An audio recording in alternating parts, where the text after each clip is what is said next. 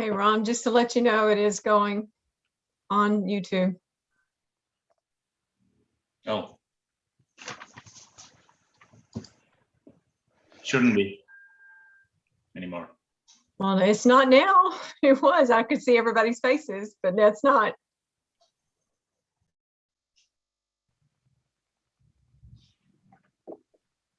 Mr. Contest Chair at 7 p.m.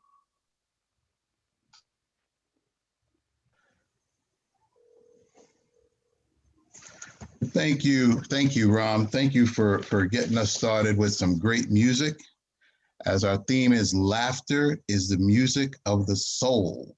So thank you for helping us feel good and get started. I'd like to bring over our conference co-chair, Alice Stewart, Distinguished Toastmaster, to get us kicked off with our conference announcements at this time.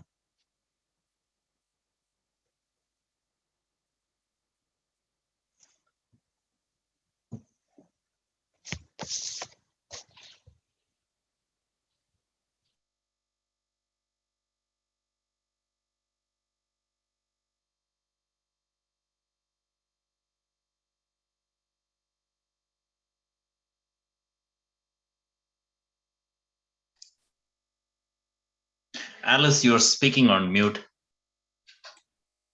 Thank you so much for that. And I was really into it. Thank you. Welcome, everyone.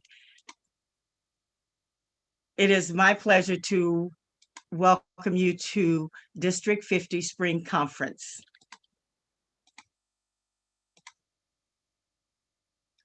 I would like to welcome all the dignitaries, toasters, first-timers, and participating contestants. Welcome to the opening night of the District 50 Spring Conference 2021, Making Connections Matter. Tonight is the Humorous contest, where we will have 7 competitors, one from all 7 divisions. As you would say in the business, let the show begin. And at this time, it's my honor to introduce the next presenter, Mr. Skip Mondragon, to let us know more about the fantastic auction for the conference. Thank you so much, Alice. For those of you who have not gone to our site, 32 Auctions, you must check it out. There are a plethora of wonderful items there to bid on. In fact, some of those items already have been bought and are no longer available. Men, you want to buy something for your lady? Need to check it out. Women, you want to buy something for your man? Check it out. A round of golf, home exercise equipment, a virtual training session by a master trainer who's been in the business for over 30 years. A variety of other things that you can enjoy and get at bargain prices, believe you me. Including, there's 3, or rather 4 different books by distinguished Toastmasters, including yours truly, that are available to bid on. And not only are you bidding on the books, but you're bidding on those individuals who have written the books, all District 50 authors and distinguished Toastmasters one and all, Ann Barab and Denise Castile are the other 2 authors, to come and speak to your clubs, your book clubs, your Toastmasters clubs, or another organization. So please do check out 32auctions.com. I'll put the link in the chat. Thank you, Alice. Thank you, Skip. Now I would like to introduce our District 50 Humorous Speech Contest Chair, Distinguished Toastmaster, Mr. Kevin Green.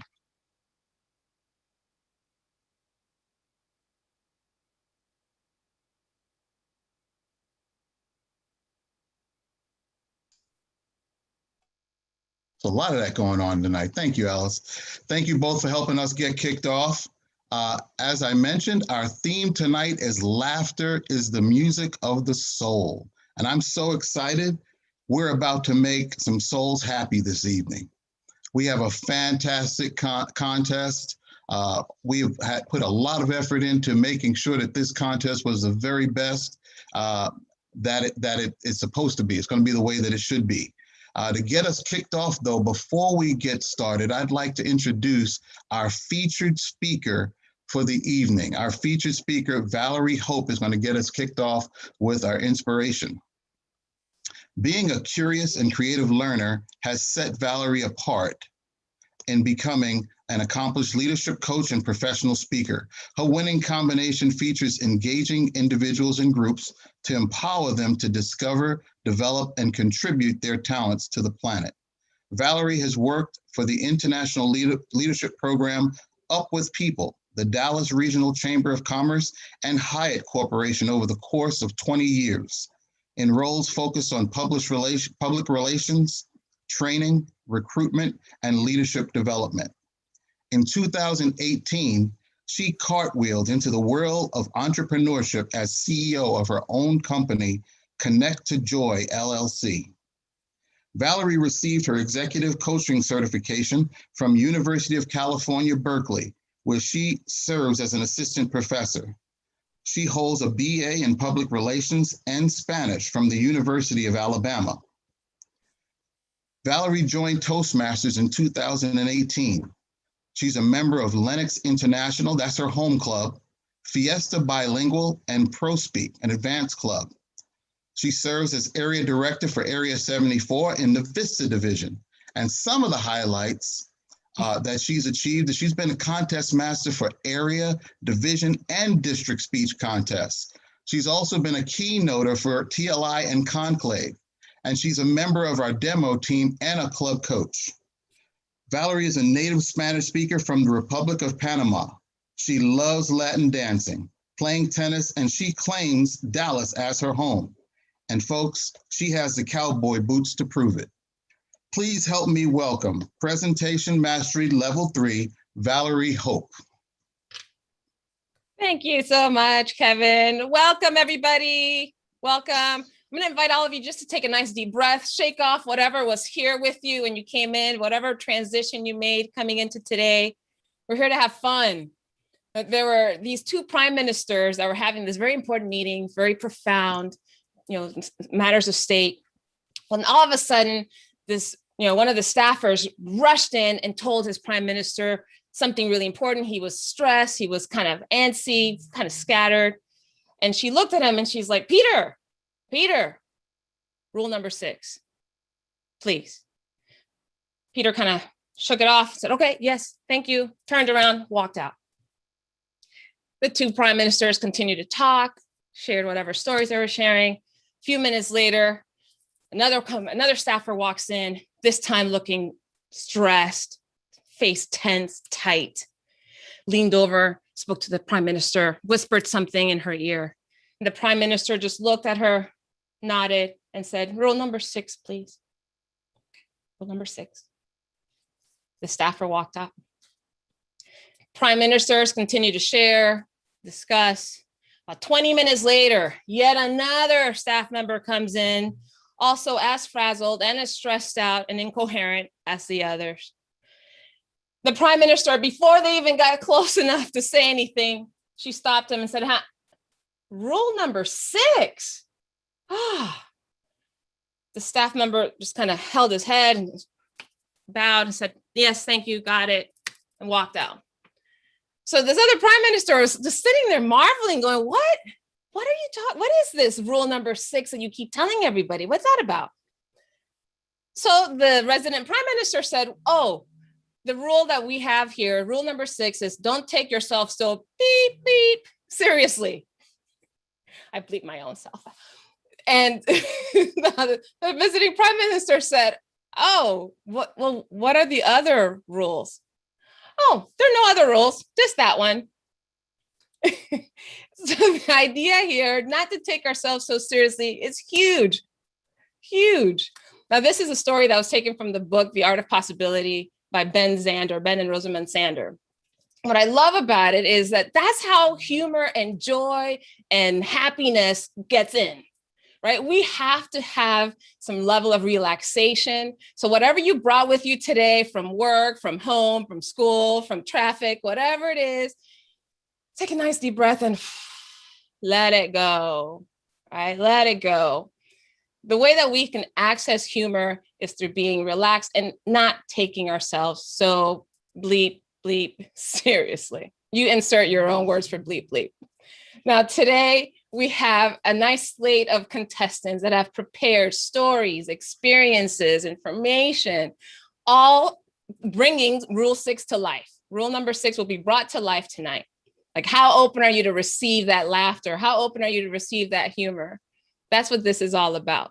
My invitation to you is to continue to shake off whatever that is. Give them the space, the generosity to bring rule number 6 into your own life. Back to you, Mr. Contest Chair. Thank you, Valerie. My pleasure.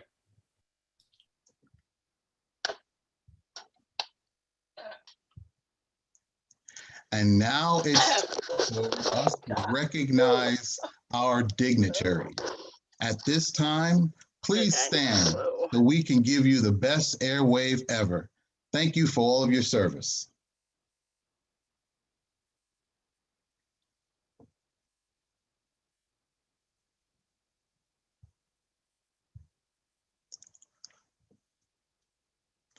Please help me in congratulating all of our 2021-2022 district leader candidates. Nominated candidate, District Director, Distinguished Toastmaster, Walter Price. Floor candidate, District Director, Distinguished Toastmaster, Dwayne Wanick.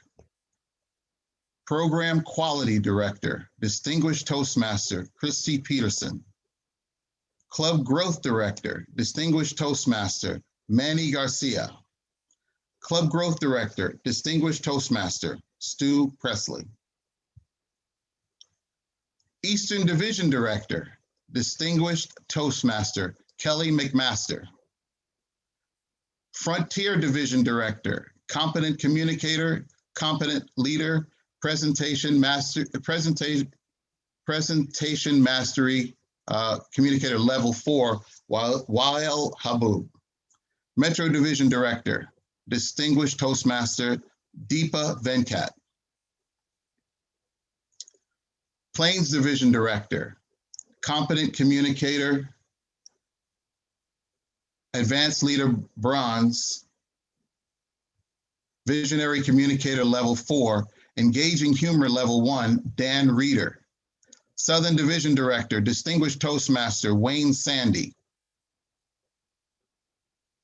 Town North Division Director, Advanced Communicator Gold, Advanced Leader Bronze, Hank Shavers. And Vista Division Director, Distinguished Toastmaster, Steve Adler. Congratulations to all of our candidates.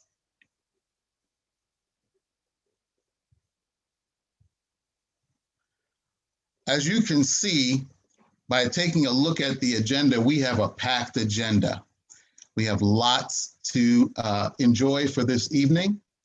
And so without further ado, I'd like to introduce to you our contest master for the evening, Distinguished Toastmaster, Roderick Gowdy.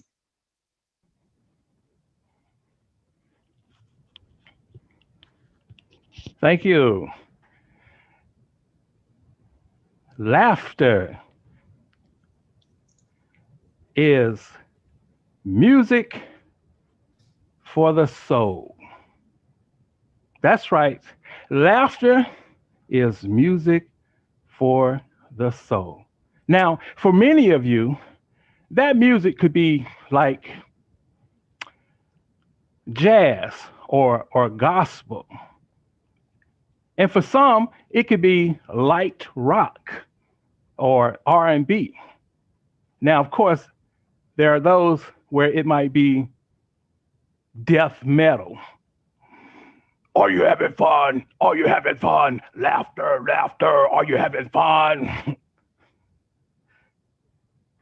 That was funny. I don't care what you guys say. That's right. Last night, something strange happened, so I had to take the day off from work. called in because I had a dream last night that I worked all day for 8 hours. And then when I woke up, it was time to go to work. I wasn't going to work. I called in and I told my boss, she's the principal. She said, "What's wrong? You sick?" I said, "Well, yeah, what is it? Did you go to the doctor?" No, I didn't go to the doctor. Well, what's wrong? I said, "Well, I think I got glutamus glaucoma." She said, "Glutamus glaucoma? What's that?" I said, "I'm sorry, but I can't see my butt coming to work today." I'm a single father. Some of you may know, and some of you don't, but I've been a single father, had the experience of being a single father for about 13 years. And I give it up to all the single mothers out there because I know that it's a tough job. And when you're a single father, it's hard. It's hard being a single father because you're always worried about the little stuff. Like, are you hungry, kids? Do you want something to eat? Are you tired, children? Do you need to take a nap? Do you think I'm your real father? Yes, laughter is the music for the soul. And I can see those songs going around in your head. Now, how many people shop at Ross? Just raise your hand if you ever been to Ross. What is it about Ross where they allow you to bring something back and get in the head of the line? What message are they sending? They're saying that something that somebody already used, took out to the club, and then brought back to turn it back in to get their money back is more important than you shopping for something new. I had that happen to me. One time in Ross, I tried on some stuff, went into the dressing room, and while I was in the dressing room, I heard a voice. And the voice said, "What you doing over there?" I was like, "What?" To myself.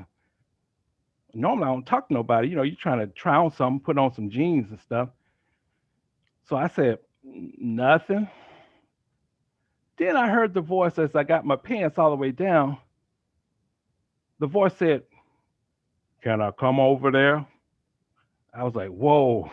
My heart started beating fast. I was like, I said, "No, partner, you got to hold what you got."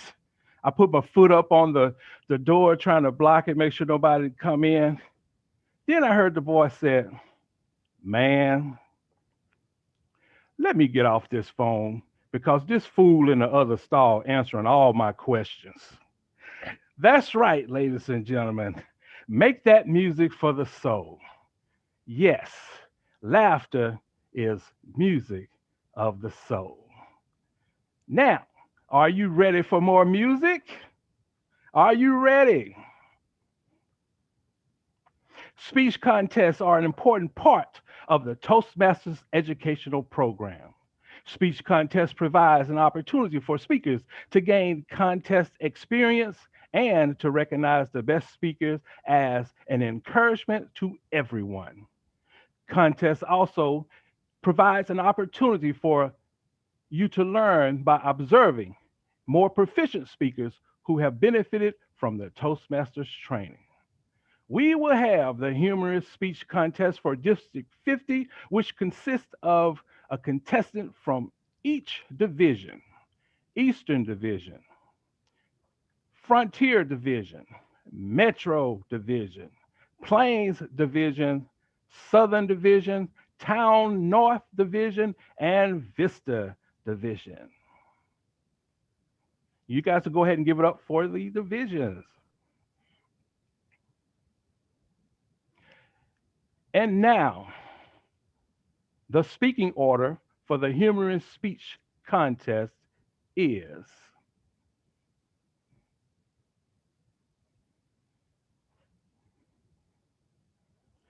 Sherwood Jones. Contestant number 1. Contestant number 2, Alan Alanis. Contestant number 3, Arkina Daringsburg. Contestant number 4, Since Eileen. God has forgiven us, we must accept his forgiveness. That's all we can do. Hurry up. Sorry about that. We had the gremlins to come in. Contestant number 4, Eileen L. Edge.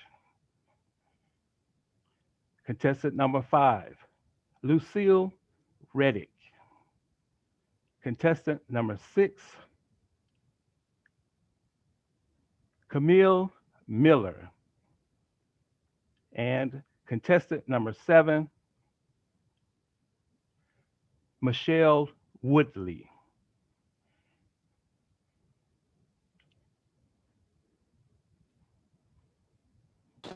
Let's give all the contestants a big hand.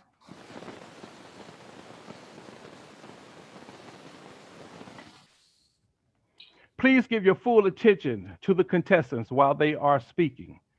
There will be a moment of silence between each speaker to allow the judges to mark their ballots, and an indefinite silence after all speakers, to allow the judges to tally their ballots, and then both the ballot counters and the chief judge to move to the breakout room.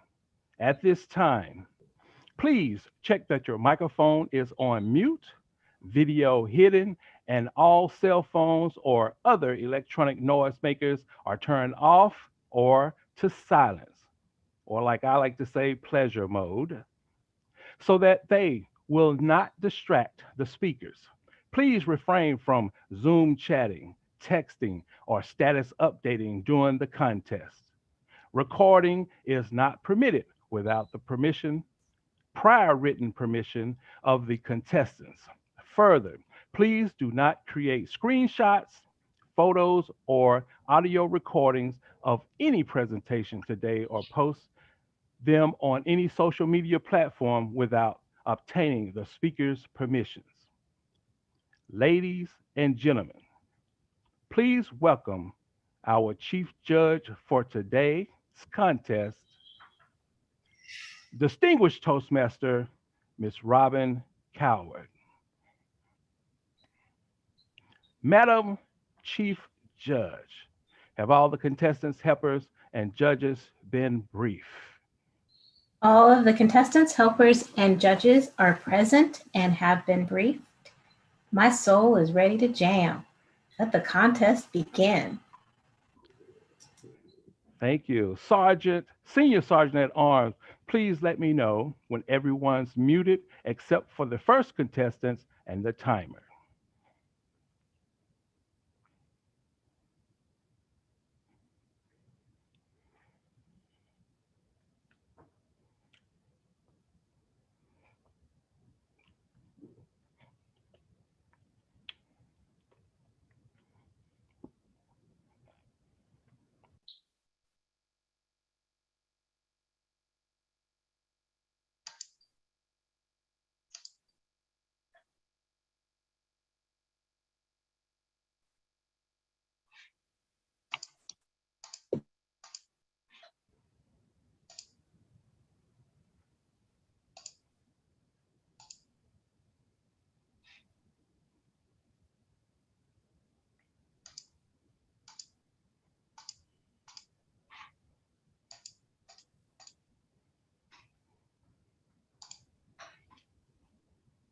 Mr. Contest Master, everyone has been muted with the exception of the first contestant and the primary timer. Thank you. We will now begin our humorous speech contest. Contestant number 1, please let me know when you are ready. I am ready. Can you see me and hear me? Yes, I can see and hear you. Contestant number 1, Sherwood Jones. Living Dolls, Sherwood Jones.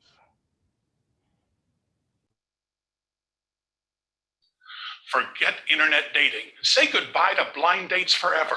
Why not let livingdoll.com custom build the perfect soulmate for you? Ladies, are you tired of being married to Homer Simpson? Gentlemen, wouldn't you love to be married to Jessica Simpson? So, whether you're into Larry the lawyer, Phyllis the physicist, Steve the stud, or Ted the transvestite, let livingdoll.com make your dreams come true. Void where prohibited by law. Not responsible for criminal acts perpetrated by our product. I must have seen that late night infomercial 50 times. Now, I always like to try everything at least once, but for some reason, I couldn't get into this latest craze of Android dating. And then I realized at my prom, I had to take my cousin. She was 11. I went to livingdoll.com. I entered in my preference of height, of skin color, of eye color, hair color, number of piercings, number of tattoos, religious denomination, political affiliation, and Toastmasters designation. And then I discovered I had my choice of 27 different personalities. Since I always like intelligent women, I had to go with Sally the surgeon. Exactly 2 weeks later, the woman of my dreams came to my front door, courtesy of UPS. Well, I opened up the box and I discovered those 3 little words that every man dreads: some assembly required. Well, I popped on the head. I attached the hair with the supplied Velcro. I opened up her CD-ROM drive, dropped in the Sally the Surgeon software, and rebooted. 30 seconds later, those 2 eyes of hers opened up to reveal 2 little Intel logos. Oh, it was love at first sight. Oh, she was so talented. Every morning, homemade pancakes with real maple syrup, and she even changed the oil in my car. Now, I know what you're thinking. There can be some disadvantages to having your significant other be an electronic appliance. Yes, granted, I had to pay $500 for the battery pack after I kept tripping over her extension cord. And yes, she crashed a few times the first week, but there are so many more advantages. She didn't eat much. When we go out to dinner, all we had to do was to be sure we were seated closest to the electrical outlet. And she was a wonderful conversationalist. Although if she got a little long-winded, all I'd have to do would be to press her mute button and pop in my favorite CD. And let's not forget, Sally was a surgeon, pre-programmed with advanced medical degrees from Yale, Harvard, and East Texas Community College.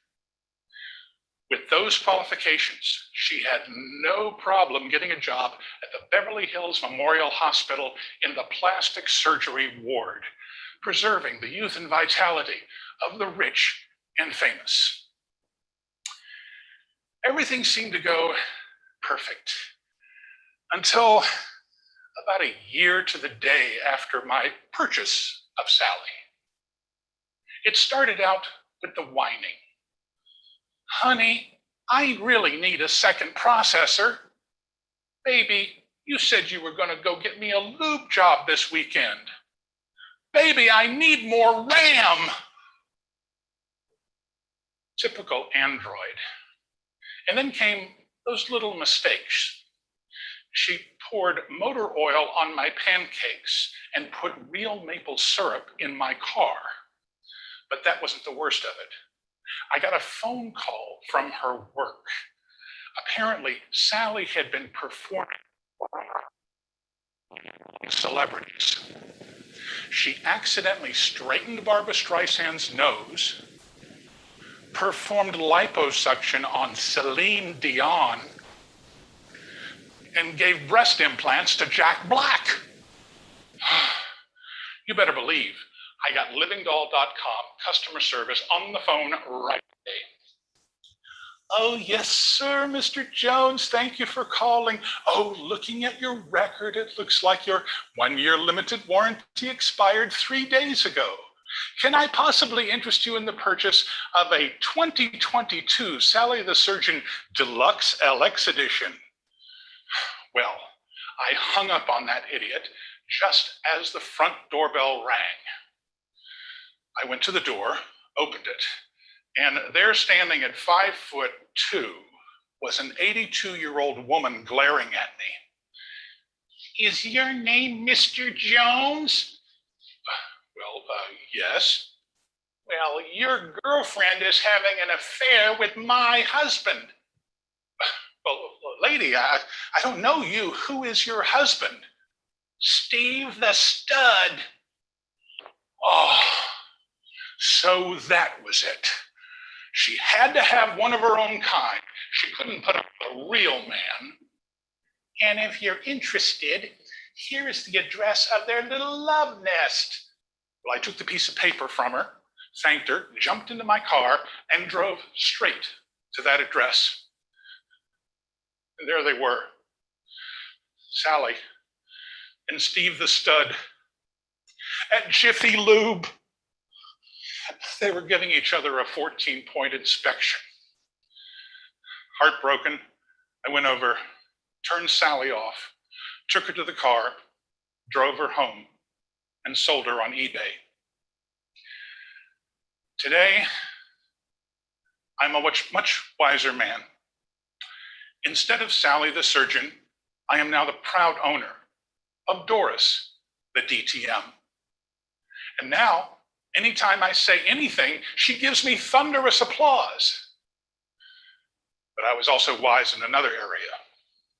I paid the additional $500 for the extended warranty and the extra $1,000 for the monogamy option. Mr. Contest Chair.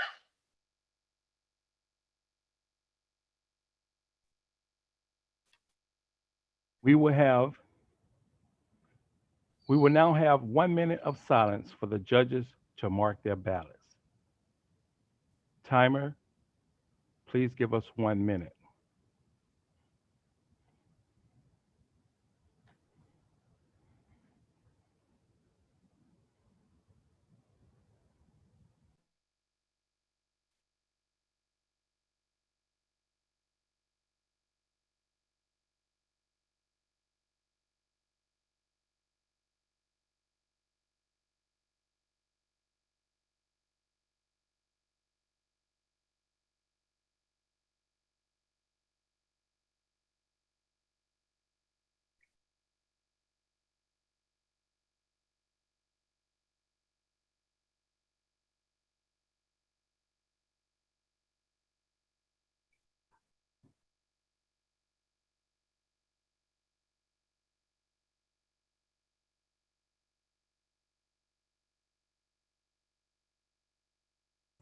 Mr. Contest Master, the 1 minute time is up. Contestant number 2, please let me know you are ready. I am ready. Can you hear me and see me? I can hear and I can see you. Contestant number 2, Alanis. Singing in the classroom, Alanis. This was going to impress them. I punch, kick, jump.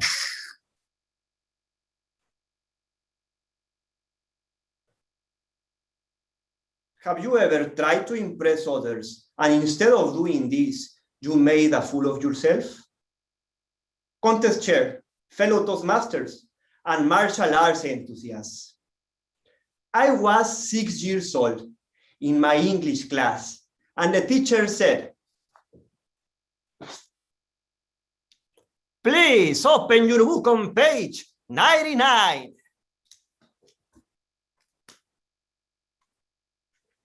Turning to that page, I found one of my favorite songs about a Chinese girl and her chopsticks. I will need a volunteer to sing and dance this song tomorrow in class. Anyone?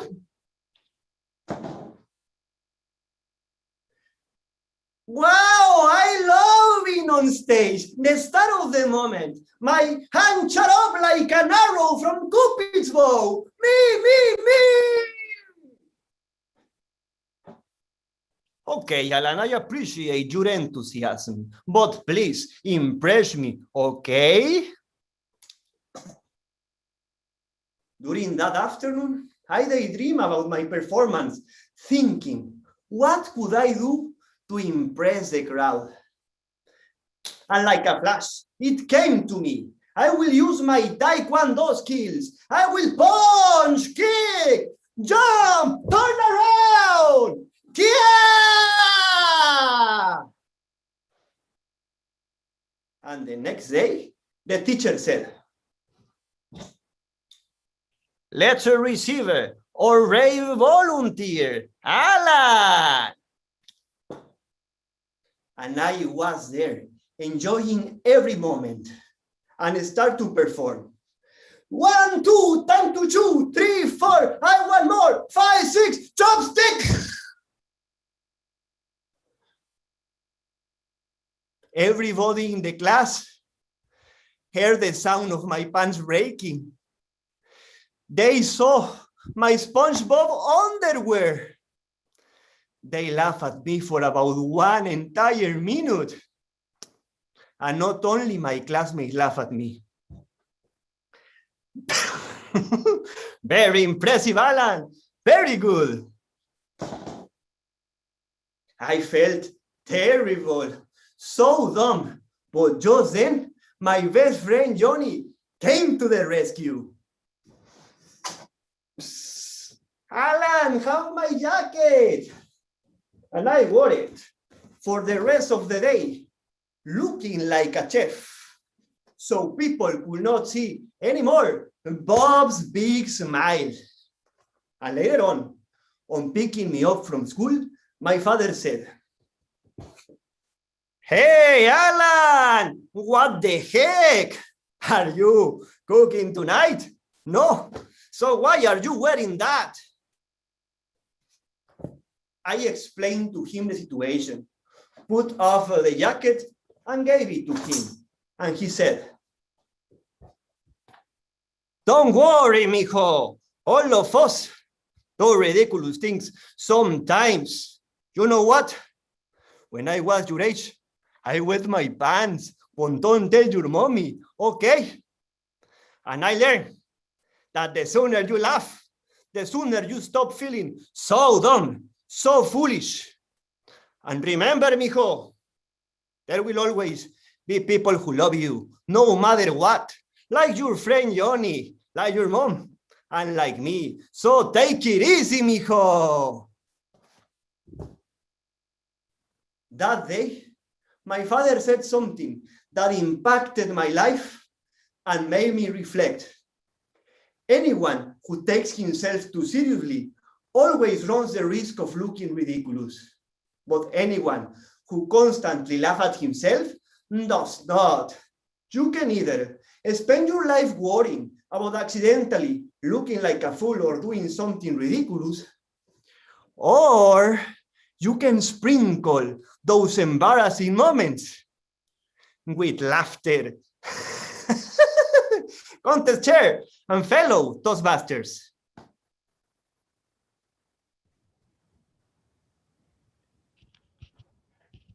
We will now have 1 minute of silence for the judges to mark their ballots. Timer, please let me know when 1 minute is up.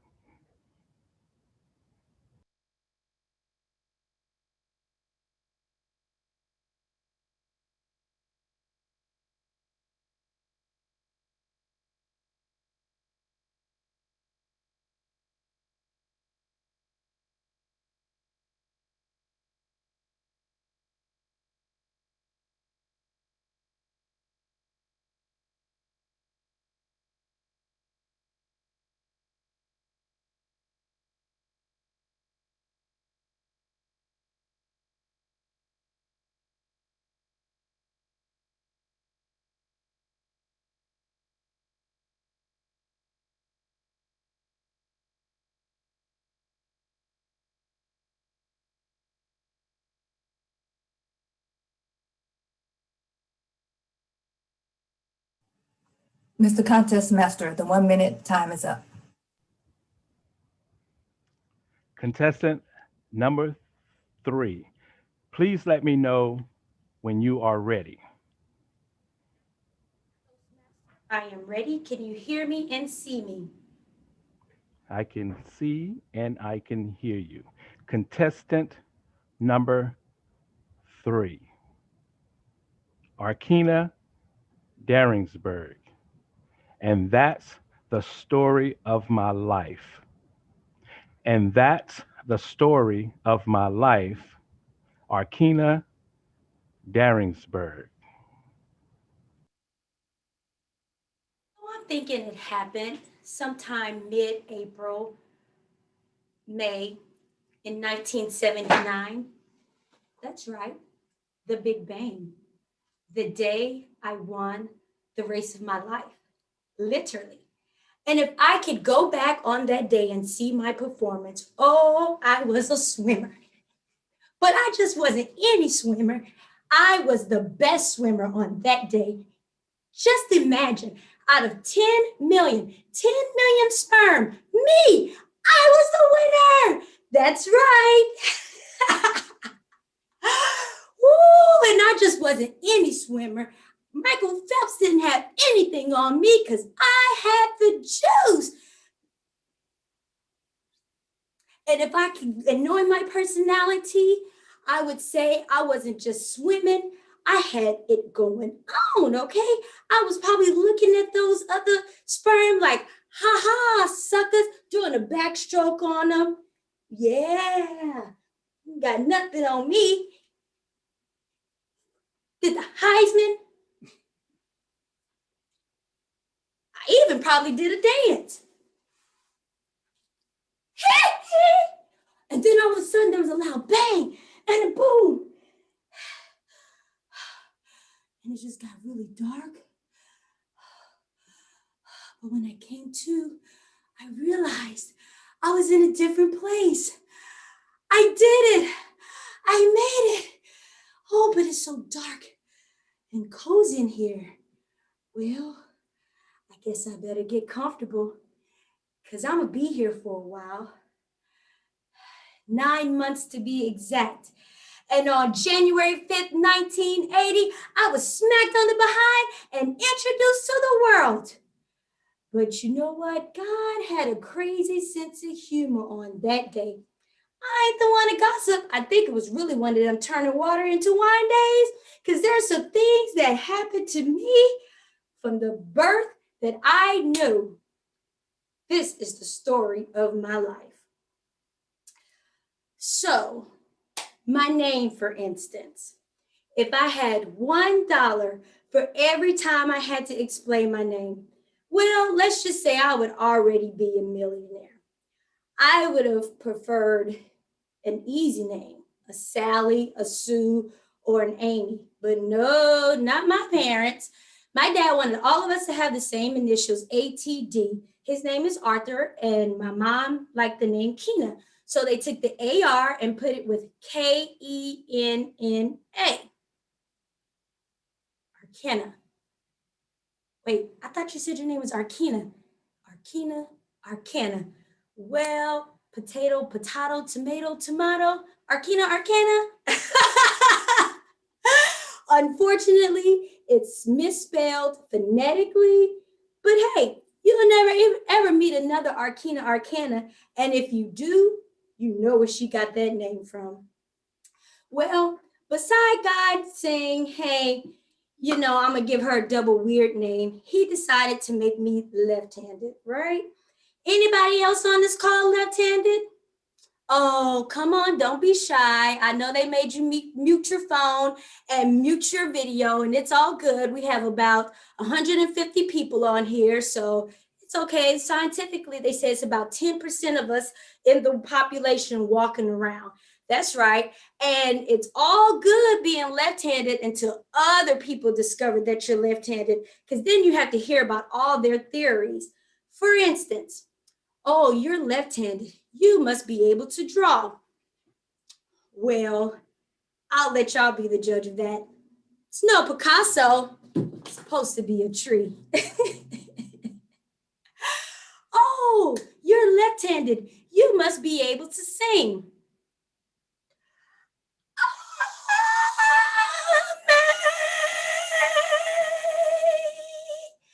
Sing grace. How not so sweet was that sound, was it? In fact, at a young tender age of 13, the choir director, Sister Rollins, said, Sister Keena, come here. I'm sorry, baby. God can use everybody. He just can't use you in the choir, okay? So this is what we're going to do. We're going to put you on the usher board. We don't need you to sing anybody. We just want you to seat them and greet them, okay? Seat them and greet them.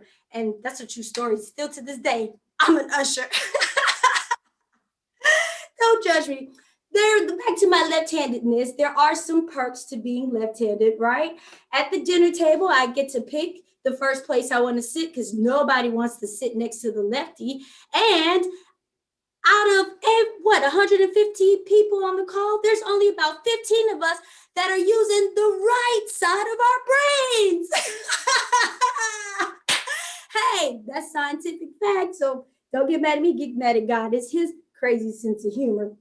So again, he gave me the double weird name, Arkina Arcana, and made me left-handed.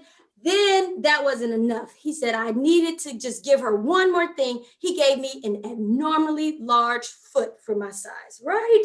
Now, I tell you, I love shopping, but I hate the emotional roller coaster of finding shoes, right? I'll go through each aisle, I'll find it, and I'll see a cute little shoe, my size, nope. Not my size. Oh man, try to whisper to the salesperson, can I get a size 10? And they always out me, a size 10 for you. Oh my God, yes.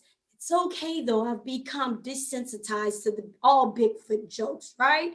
So needless to say, no one is perfect. I've embraced having a double weird name. And if I start collecting those dollars, I'll be a millionaire.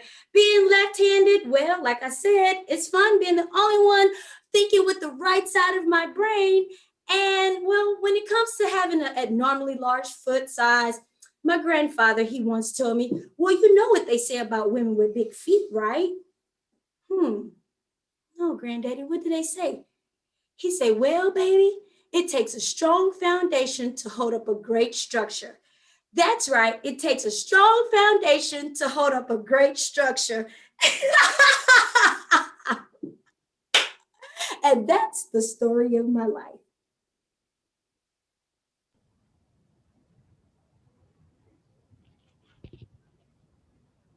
We will now have 1 minute of silence for the judges to mark their ballots.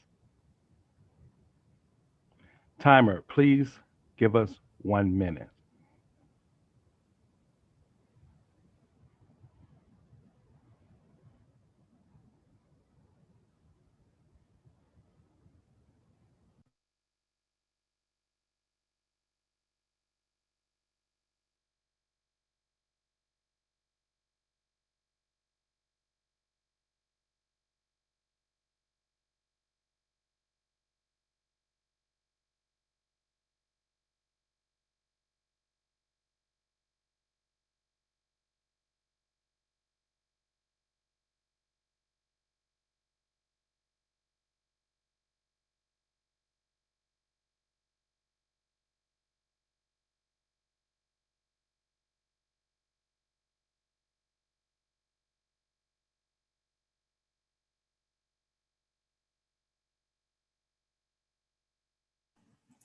Mr. Contest Master, the 1 minute time is up.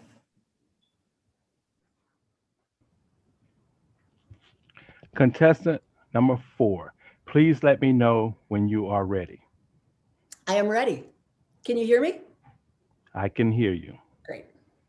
And see you. Contestant number 4, Eileen Elledge. Married to Mr. Fix-It. Married to Mr. Fix-It, Eileen Elledge. Mommy, Daddy shrunk my mittens. I went in the kitchen to see what was going on, and I see the microwave billowing white steam. So much white steam, I was wondering if they were announcing a new pope. Brad, what's going on? Brad took the barbecue tongs, opened up the microwave, and pulled out steaming mittens. Well, you know, it doesn't snow here very much, and the kids needed their mittens dry so they could go play some more. So I thought I would just put them in the microwave. Who knew that the microwave would shrink things?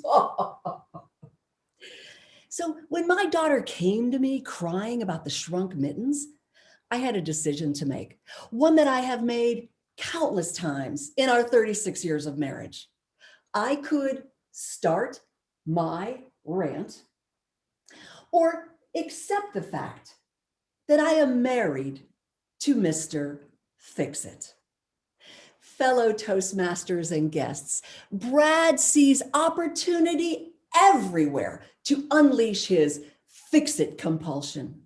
Join me as I tell you a few stories, 100% true stories of being married to Mr. Fix-It. Mr. Fix-It has an unusual relationship and use of appliances, or shall I say misuse of appliances. Chapter 1. When our daughter was a preschooler, she had those cute little pink tennis shoes, and she went through a puddle and got the tennis shoe wet. Well, when she came in, Brad thought that we needed to get the tennis shoe dried as quick as we could so she could go out and get it wet again. The microwave shrinks things. What about the toaster oven? Have you ever walked by your toaster oven and seen shoes baking in there? I have. Unfortunately, he didn't calculate the temperature of the melting plastic, and those little tennis shoes looked like a burnt marshmallow. The microwave was never the same. The toaster oven was never the same. And the shoes, they were never the same either. Chapter 2. It was a rainy Sunday morning, and Brad went downstairs before dry erase markers. I rushed downstairs and I peered into the oven, and I saw the shelves in the oven with newspaper on them, baking on low, and the wet newspaper on the counters. This process took hours to dry. I said, Brad, let me just run to 7-Eleven and buy you another paper. Oh, he thought that was absurd when he could dry each section hour by hour. So later that day, he had his newspaper crispy and dry, just the way he liked it. Chapter 3. Our son, daughter-in-law, and precious granddaughter moved in with us during the pandemic. Now, we had some rules in place to make sure that we all were COVID safe. One was when they came in the door, we would leave our shoes in the foyer. You know, keep the outside and the inside free of germs. Well, my husband wears these Chaco sandals all through Texas, wears them to the COVID testing sites, hospitals, grocery stores, you name it. And they really smell like a dead skunk in the middle of the road, a stinking to high heaven. What other misuse of an appliance could Mr. Fix-It use? The dishwasher. So late at night, he opened up the top of a very full dishwasher, and he put his Chaco sandals right on top of my granddaughter's favorite breakfast bowl. In the morning, my daughter opened up the dishwasher and found the Chaco sandal on top of the breakfast bowl. There was sand she actually had to remove from the breakfast bowl. You know, that sand that was supposed to be outside? Mr. Fix-It said, oh, well, it was sanitized. What's the big deal? Mr. Fix-It has a motto: leave everything better than the way you found it. It sounds so noble, except when you become the object of his fix-it compulsions. Chapter 4. It was Valentine's Day a couple years ago, and I bought this new red dress. We had champagne chilling in the fridge, and we had tickets to an art show. Brad came up to me. Honey, I have a gift for you. It was a white box with gold lettering. Do you know how long it's been since I've gotten jewelry? He really shouldn't have. He really shouldn't have. I opened up the box. Stem cell serum applied directly to deep facial lines and eye wrinkles. Honey, it's a new cream from Amsterdam. You know how you're getting those bags and wrinkles under your eyes? I thought this might help. I was so offended. He may as well have said, honey, you look like a hag. I hope this helps. And you know what the real kicker was? This is the second year in a row that he's given me this. I was so upset that I went to talk to his mom. And you know what his mom said? Oh, he's just like his dad. His dad fixed everything. And the light went on. He can't help it. He's not just Mr. Fix-It. He's the son of a Mr. Fix-It. Mr. Fix-It? You son of a Mr. Fix-It? I can't fix you. So you may as well just keep on fixing us.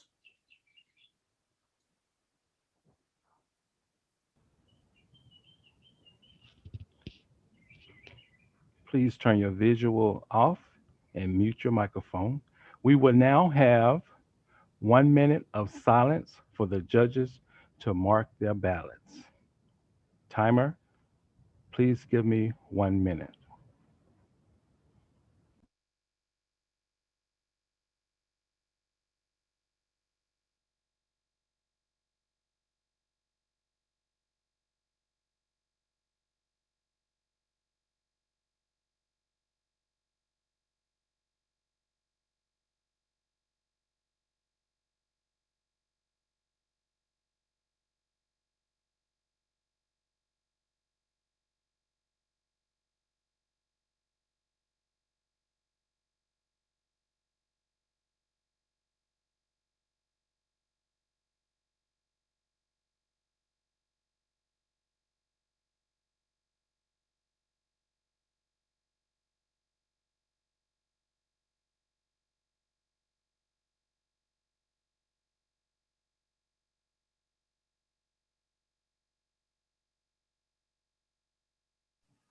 Mr. Contest Master, the 1 minute time is up.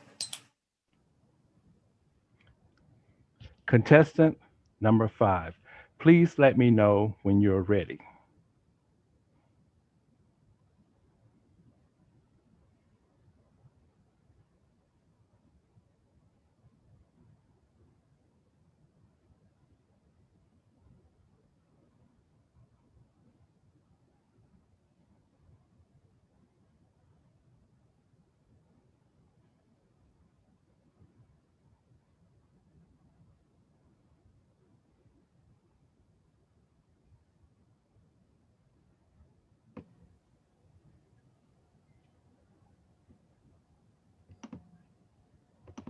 Contestant number 5, please let me know when you're ready.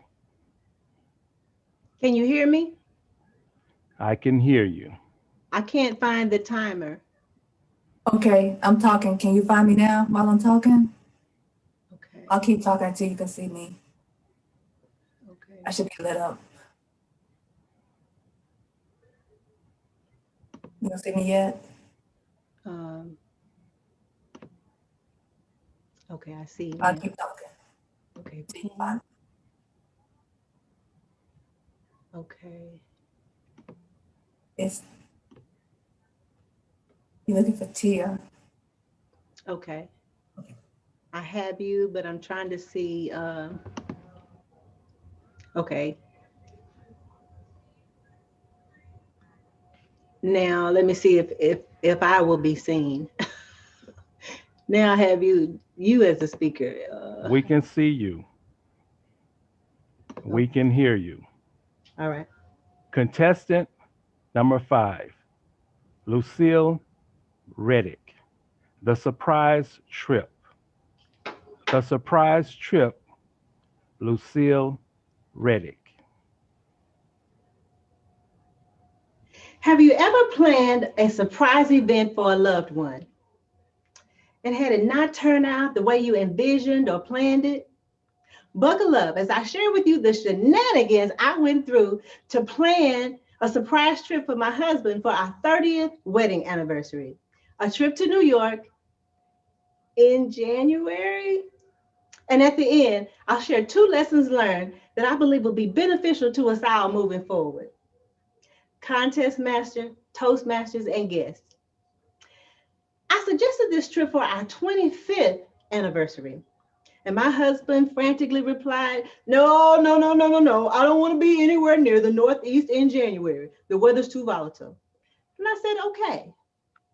But I still wanted to experience the sights, the sounds, the subway rats. So I decided to just plan it and not tell him about it. What could go wrong? Now I needed to make this trip happen on a shoestring budget so that I could handle it in a clandestine manner. I searched the internet for all the deals. I was on google.com, cheaptickets.com, helpme.com. I found some great deals. My plan was working. Now, initially, I told Donnie that we were going on a road trip, and I volunteered to do all the purchasing and packing. I bought hats, I bought gloves, I bought scarves, and long johns. I bought everything I thought we would need for no matter what the weather was.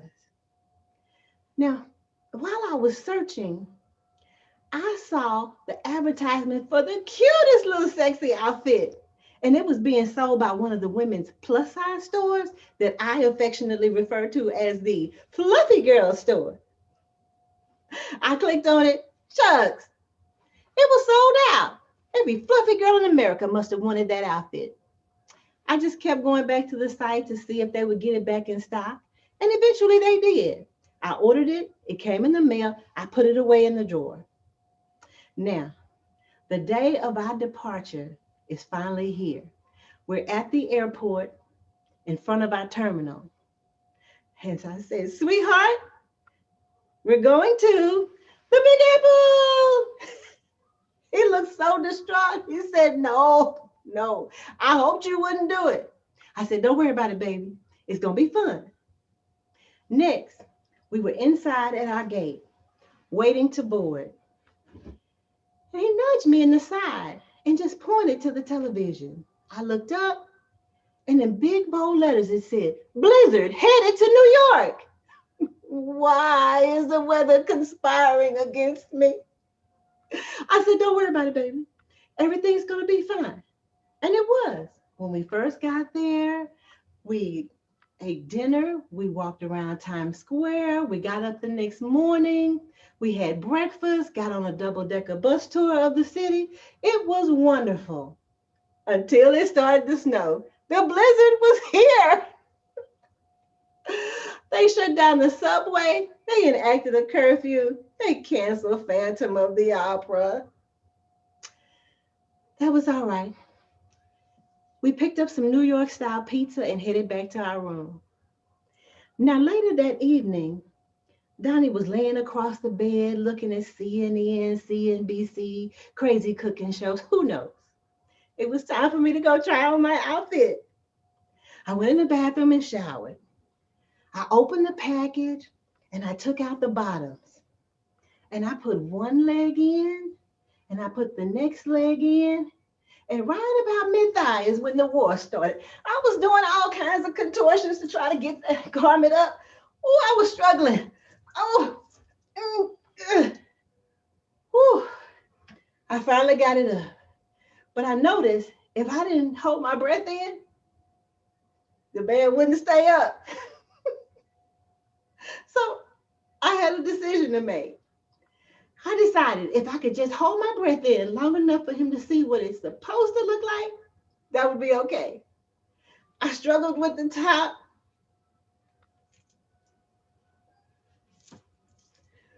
Whew. I sucked in, took a breath, and I strolled out and leaned up against the wall. And I said, "You like?" And he said, "Ooh la la, yes, I like." He got up and went to the bathroom to shower. I sat down on the bed and I let it all hang out. When he came out of the bathroom, he said, "Baby, why do you still have on your outfit?" I said, I got it on. You're gonna have to get it off. But that's a story for another time. There are two morals to this story. The first one is, should you order clothes online? I recommend that you try them on, lest they not fit when the time comes. Number two, this pandemic has reminded me that life is short. I read a quote by an unknown author that said, "Life is a journey full of lessons to be learned, experiences to be had." I implore you to fill your life with wonderful experiences. By the end of our trip, my husband went from that distraught look to his countenance was raised. We had a wonderful experience. Now, Toastmasters and guests, I hear that South Dakota frequently has blizzards. Donnie, you want to go to North Dakota next year? Contest Master.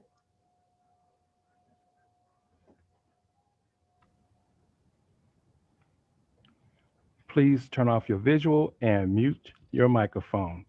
We will now have 1 minute of silence for the judges to mark their ballots. Timer, please let me know the 1 minute mark.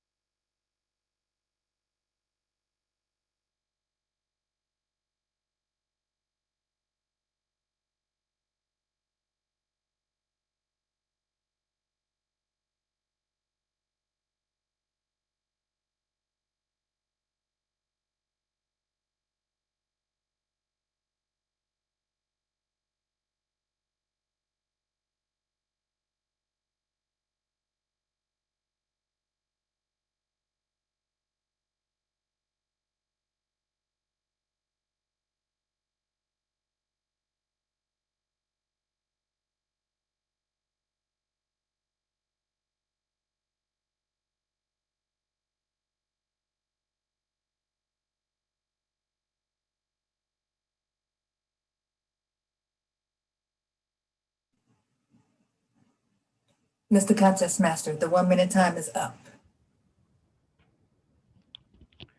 Contestant number 6, please let me know when you're ready. Mr. Toastmaster, can you see and hear me? I can see and hear you. Well, then I'm ready. Contestant number 6, Camille Miller. Bugging out. Bugging out, Camille Miller. It was the wee hours of the morning, and I drank too much water before going to bed. I really had to use the restroom, but I didn't want to leave my snuggly covers. I tossed to the right to try to make it go away, but that didn't work. I tossed back over to the left, but that didn't work either. Finally, I stumbled out of bed and tumbled into the restroom. While washing my hands, I thought, I should get a midnight snack. I grabbed my fluffy pink robe and crept down the stairs. I didn't want to wake my roommate as I was planning on hijacking his leftover pepperoni pizza. Downstairs, I flicked on the light, and there, in the middle of the kitchen floor, was, dare I say, a cockroach. He looked at me and I looked at him, and for a moment we had a stare off. Then he shook his finger at me and said, "Nice robe." And then he scurried off into the crack between the kitchen countertop and the sink. Not to be outwitted, I grabbed my miniature telescope that I picked up on a tour at the Willy Wonka factory and shoved it to the crack. I was surprised at what I saw. There, in the crevices of the kitchen, was a whole roach community. There was a chamber of commerce, a church, a gym, a restaurant, and yes, even a roach motel. The sign outside the church said, First Insect Church. Inside the church, there were S-shaped rows of packing peanuts with 1 roach per peanut. Except for the pregnant roaches, they got 2 peanuts. With the choir, they sang, Amazing Grace, how sweet the sound that saved a roach like me. In the gym, there were mostly male cockroaches. I know this because the male cockroaches have wings. There were a few female cockroaches, but they are mostly there batting their eyes and twirling their antennae in an attempt to get attention. One by one, a cockroach would grab a pair of thumbtacks, stand in front of a piece of broken mirror, and proceed to do bicep curls.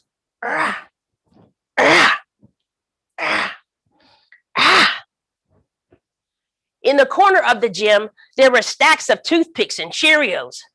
Well, there is this one particularly muscular cockroach who strutted over to the corner, grabbed a toothpick, and put 4 Cheerios on either side. He bent down in deadlift position and was huffing and puffing, and the girls were cheering, Go Roachy, go Roachy, go Roachy. Then, in a show of majestic strength, he stood straight up, accomplishing his feat. Grinning, he flexed his middle legs. Mwah. Mwah. The gym also had a sauna. In it were senior veterans trading war stories of those who were exterminated before them and of the times they got stepped on but survived. I remember seeing the bright red hill coming down on me.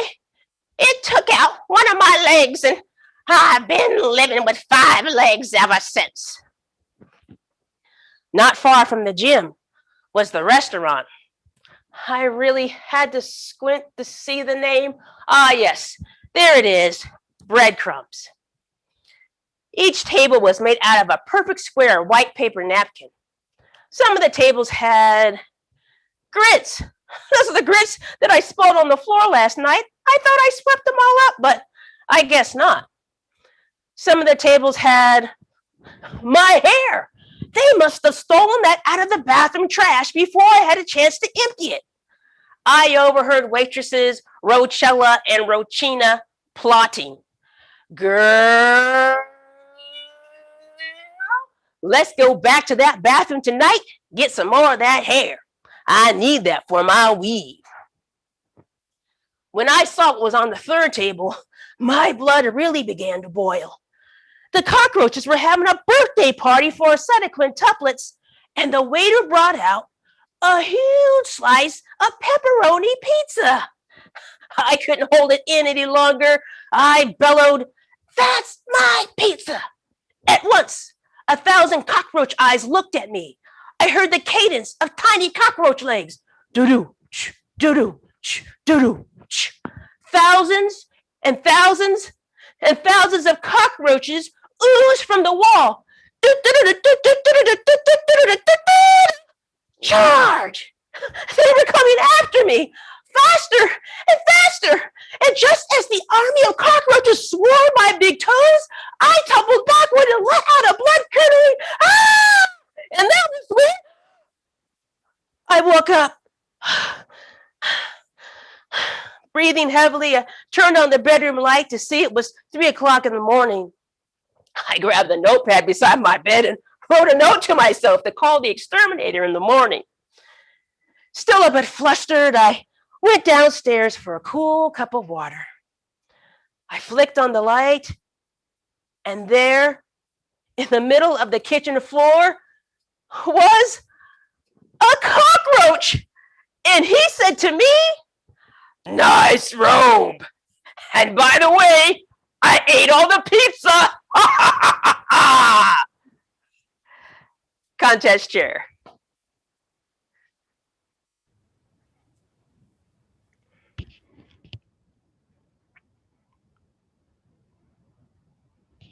We will now have 1 minute of silence for the judges to mark their ballots. Timer, please give us 1 minute.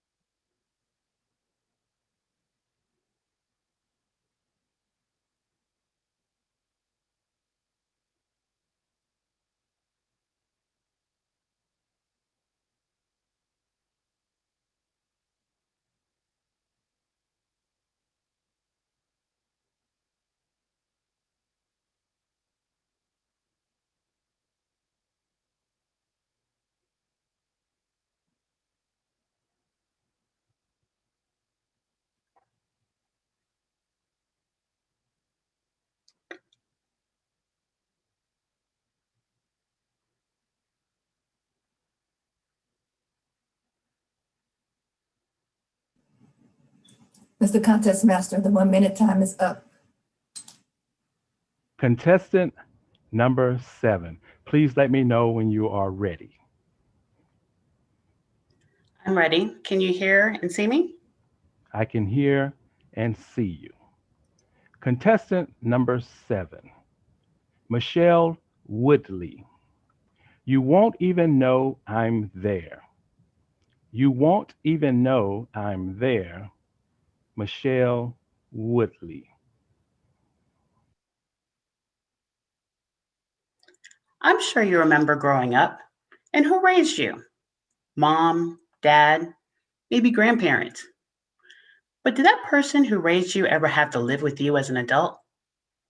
Ladies and gentlemen, it's happened to me. There was a time where my dad had to move in with me.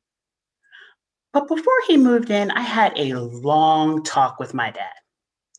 I reminded him that I'm an adult. I'm going to come and go as I please. I'm going to entertain who I want, when I want. After the talk, my dad said he understood. He even went as far as to say, "Michelle, don't worry. You won't even know I'm there." Little did I know. At the time, I was dating a guy named Jason, and I wanted to do something really nice for him. So I invited him over for a home-cooked meal. But before I did, I had a talk with my dad, letting him know I was going to have company over. And he had to be scarce. My dad said, "Michelle, don't worry. You won't even know I'm there." Yeah, right. Friday comes, it's the night of the big date. And just as luck would have it, my boss gives me a project that had to be done by end of day. So I finish off my work, 5 o'clock, I leave the office, race home. But before, grab dinner. When I got home, I told my dad, having company, have to be scarce. "Michelle, don't worry. You won't even know I'm there." 7 o'clock on the dot, the doorbell rings. My dad says, "I'll get it." "Dad, no." "Oh, yeah, right." My dad goes off to his room. I answer the door, and there's Jason standing there looking amazing, holding a beautiful bouquet of flowers. I invite him in and show him into the living room. I take the flowers and I put them in a vase. I continue to get dinner ready. A few minutes later, I hear a bedroom door open. I turn around, and there's my dad, standing in the kitchen, in his pajamas. "Dad, what is it?" "Well, I'm here to say hello." So of course I have to make introductions. "Dad, this is Jason. Jason, this is my dad." "Dad, did you need something else?" He said, "Yeah, I need," and then he sneezes. "Bless you." He sneezes again. "Bless you." My dad looks around and he sees the flowers. Who would bring in flowers knowing that I'm allergic? I personally think he's allergic to anything that looks nice. So what does my dad do? Goes outside and dumps them in the trash. He comes back inside, dusts off his hands, says, "Nice meeting you. Good night." Goes off to his room. Jason, I'm really sorry. Babe, that's okay. I continue to get dinner ready. A few minutes later, my dad comes back out. "Dad, what is it now?" "I'm thirsty." So my dad grabs a cup, gets some ice, pours himself some water, and starts to drink. No, gulp down his water. When he finishes, he takes the back of his hand, wipes off his mouth, lets out a loud then he lets out the loudest burp. I swore it shook. It had to at least be a 3-0 on the Richter scale. My dad says, "Good night," goes off to his room. "Jason, I'm really sorry." "Babe, that's okay. By the way, dinner looks and smells amazing. I'm so impressed you made all this." From the hallway, I hear a loud, "Ha! Don't be too impressed. Olive Garden made your dinner tonight." "Dad, did you need something else?" "Yeah, that water went straight through me. I have to go to the bathroom." I know we're all mature adults here, but some of the sounds coming out of that bathroom are far too scary to talk about. When my dad comes out, he says, "Okay, you guys enjoy dinner. Good night." He goes off to his room. "Jason, I'm really, really sorry." "Babe, that's okay. Let's just enjoy dinner." We actually got through dinner with no more interruptions. Then dessert comes, and that's a different story. I clear the table, go in the kitchen, and get dessert ready. My dad comes back out. "Dad, what is it now?" "I'm thirsty again." I march over to the refrigerator, I grab a bottle of water, hand it over to him. "Good night, Dad." My dad goes back to his room. "Jason, I'm really sorry." "Babe, that's okay. But all this talk about water and going to the bathroom, I need to go." So I show Jason to the bathroom, and I continue to get dessert ready. A few minutes later, Jason comes out, and he looks like he has seen a ghost. He just rattles off, "Okay, Michelle, dinner was great. I'm going to talk to you later, all right? Bye." And he bolts out the door. No hug, no kiss, not even a hearty handshake. Thinking, what just happened? Oh no, what did my dad do? I go check on my dad, and I bump into him in the hallway. He asks, "Where's Jason?" "Well, Jason had to leave." "What?" "I said I wanted to give him something." Ladies and gentlemen, let's just say my dad wanted to give him a little something that rhymes with Niagara. Despite the worst date ever, Jason and I are still friends. And my dad, well, he's my brother's problem now. But before my dad went to go be with my brother asked me, "Michelle, any words of advice of living with Dad?" I stopped and I thought about it, and I said, "You know what? Don't even worry about it. You won't even know he's there." Mr. Contest Master. Please turn off your visual and mute your microphone. We will now have an indefinite silence for the judges to mark and tally their ballots, and for the ballot counters to collect all ballots.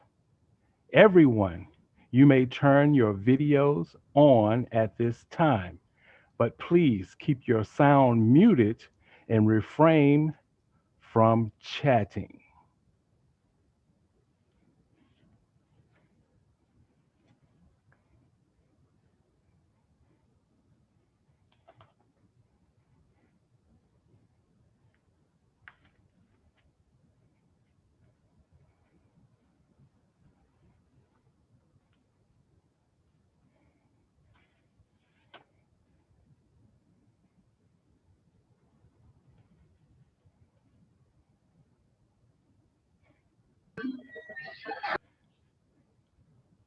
We are in an indefinite silence. Please keep your mics muted.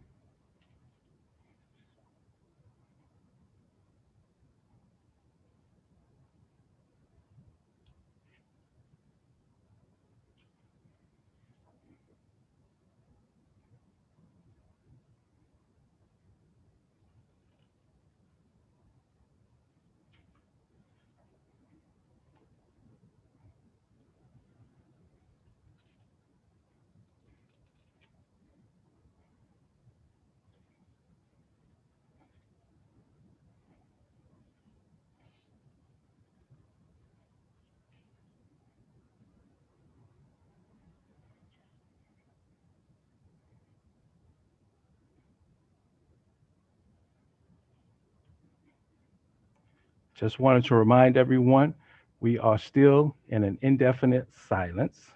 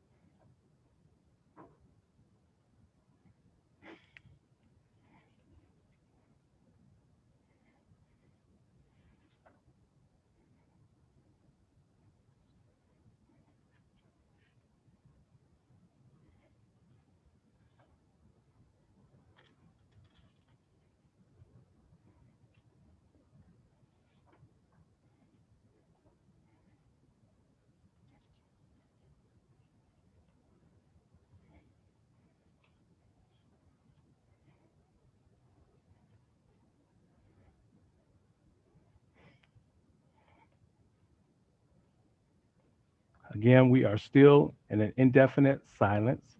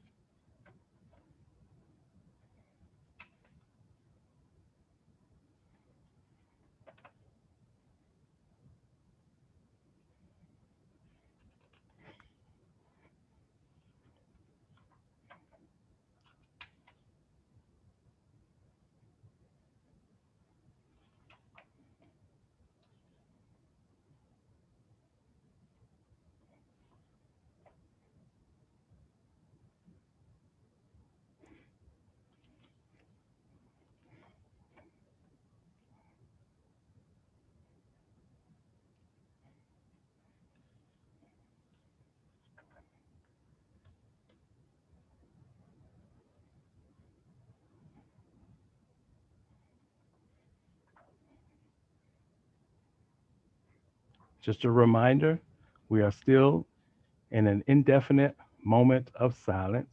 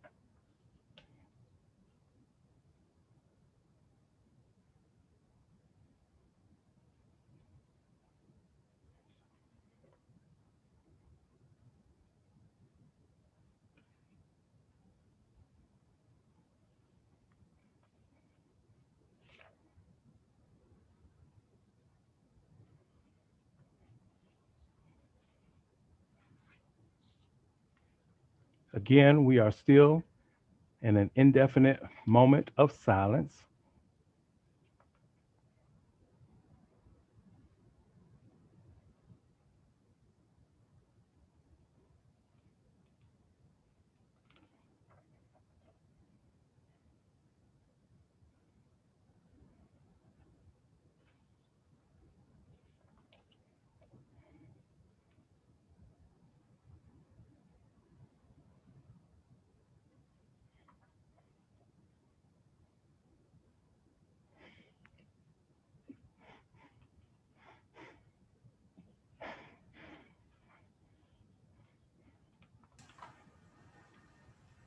Mr. Contest Master.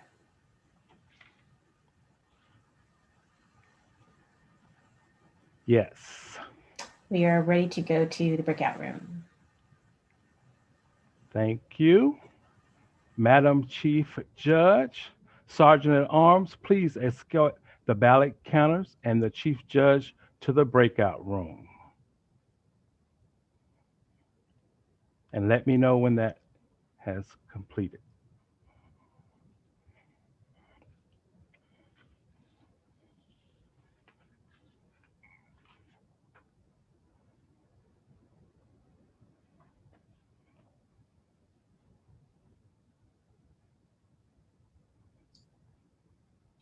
Mr. Contest Master, the ballot counters and the chief judges are in the breakout room.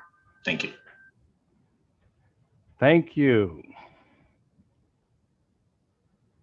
Let's meet the contestants in the order that they first spoke. Let's give them all a big round of applause, everyone.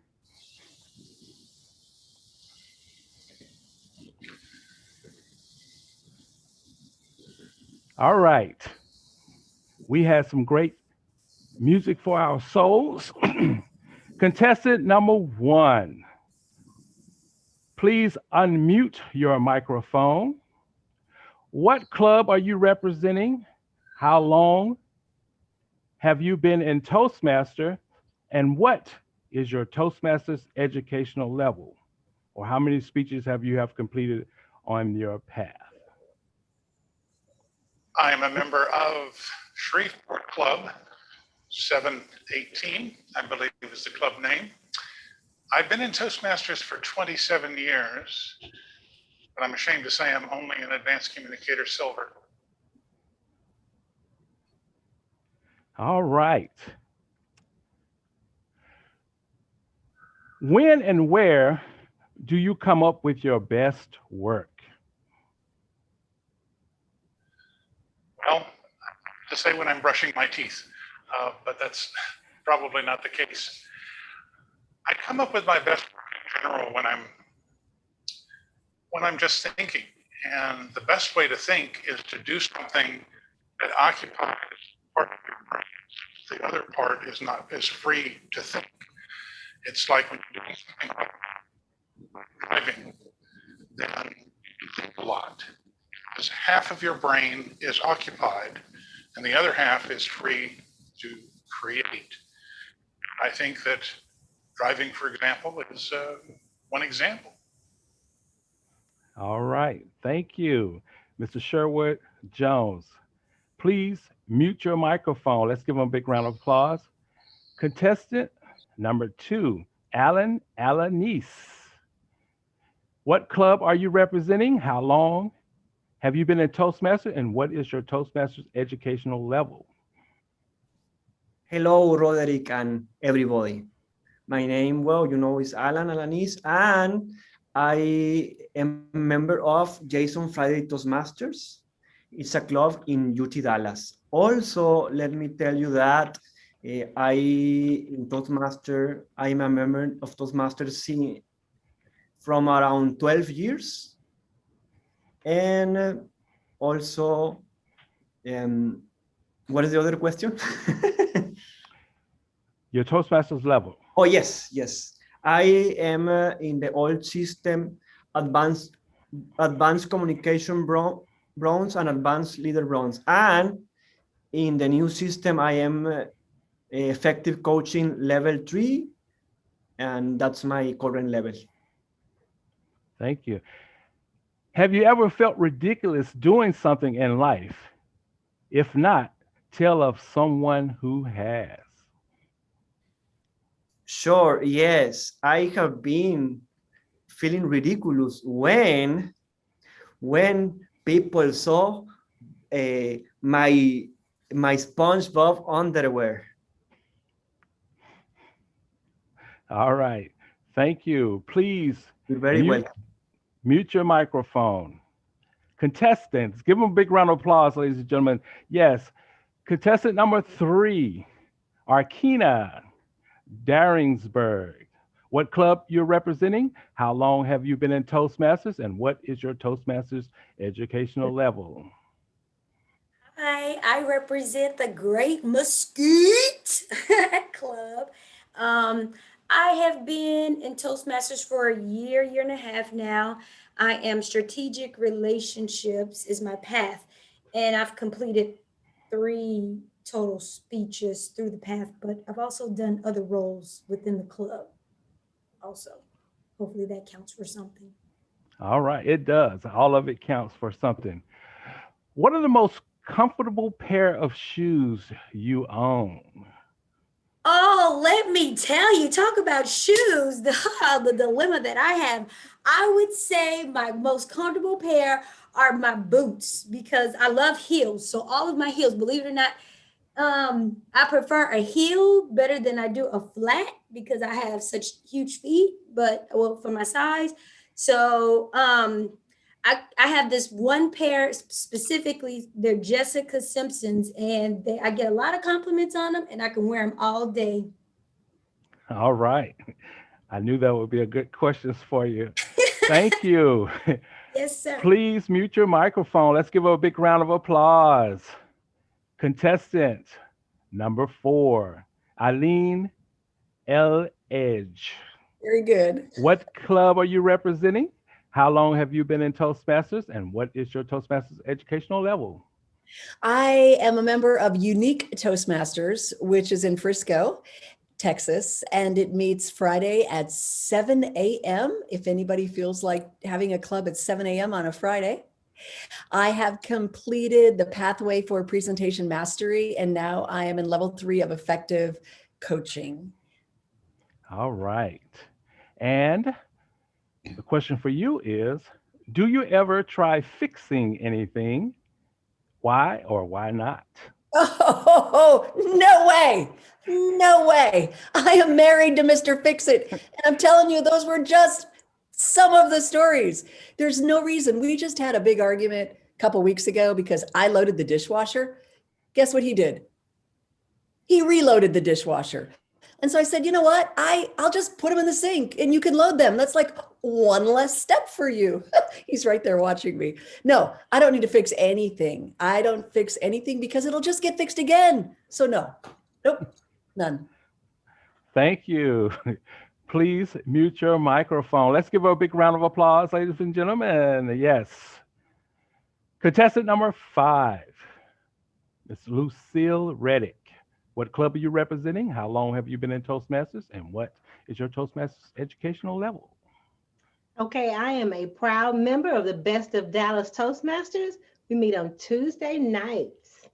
My educational level is I've completed dynamic leadership, and I'm on my second path, presentation mastery, level 4. And I've been in Toastmasters almost 3 years. All right. Okay, the question for you is, what other lessons have you learned from your travel experiences?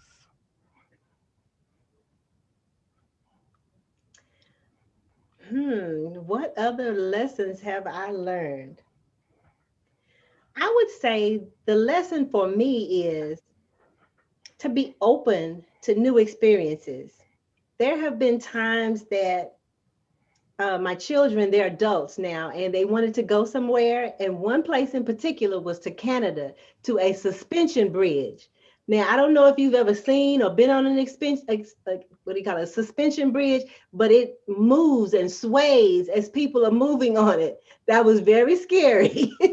But when I got off of it, I was glad that I had experienced it. So the lesson learned for me is to be open to new experiences and just to go with it. Like I said in my speech, fill your life with wonderful experiences. That's what I try to do. All right, thank you. Please mute your microphone. Let's give her a big round of applause. Yes, contestant number 6 is Camille Miller. What club are you representing? How long have you been in Toastmasters, and what is your Toastmasters educational level? Thank you. Tonight I'm representing Anointed Oak Cliff Orators. I've been in Toastmasters for 4 years, and I'm on Engaging Humor level 3. All right, thank you. The question for you is, what other insects have you dreamt about? Well, Contest Master, I don't actually dream of insects, but if I were to dream of an insect, it would be crickets, because crickets remind me of jazz players. You could just see them with the beret on them and playing the saxophone. I mean, crickets are cool. They make music, you know what I mean, at night. As long as they're not in your house, they are really cool insects to me. All right. Thank you for that. Let's give her a big round of applause. Please mute your microphone. Contestant number 7, Michelle Woodley. What club are you representing? How long have you been in Toastmasters, and what is your Toastmasters educational level? Good evening. I am representing Penny Partners in Plano, Texas. I am a distinguished Toastmaster who's been in Toastmasters for a little over 10 years. And currently I'm working on innovative planning in the New Pathways program. All right, thank you. The question for you is, did you banish your dad from your house, or did he leave on his own volition? It was a mutual agreement.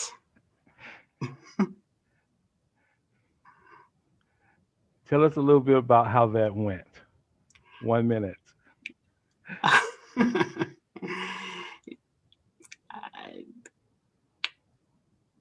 Yeah, it's kind of hard to explain, but there was, a couple of conversations with other siblings. It's not just my brother. And my brother said, I'll go ahead and take one for the team. Okay. So I guess the whole family was involved with that. Yes. All yes. right. Okay. At least at the time. Yes. All right. Thank you for that. Please mute your microphone.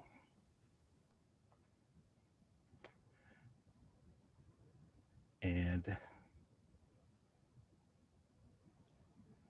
at this time, I am going to call on our persons for announcements. Let's see. Let me share my screen here.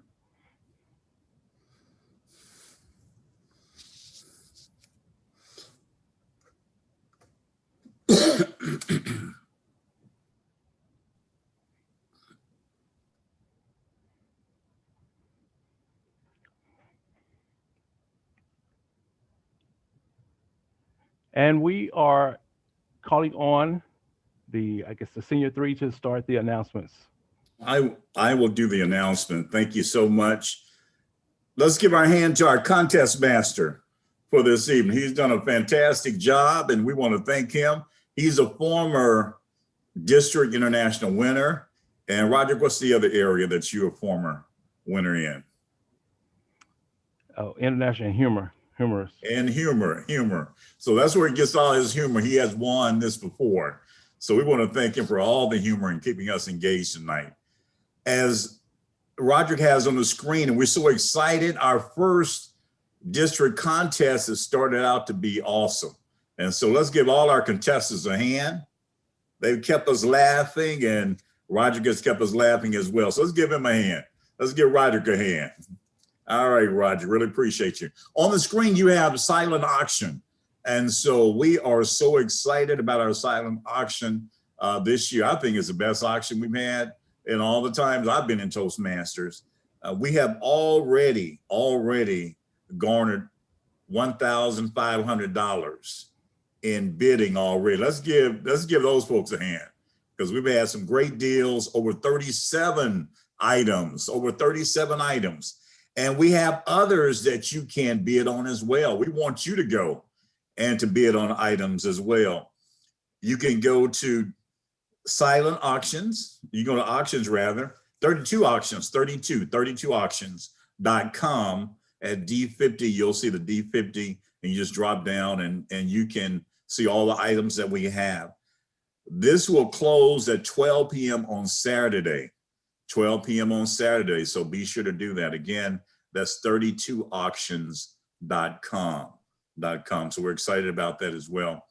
The other thing is that, as you know, Kevin, the chair for tonight, they've done a great job. His team, he'll acknowledge them later in the program contest this afternoon. And tomorrow, we want our first timers.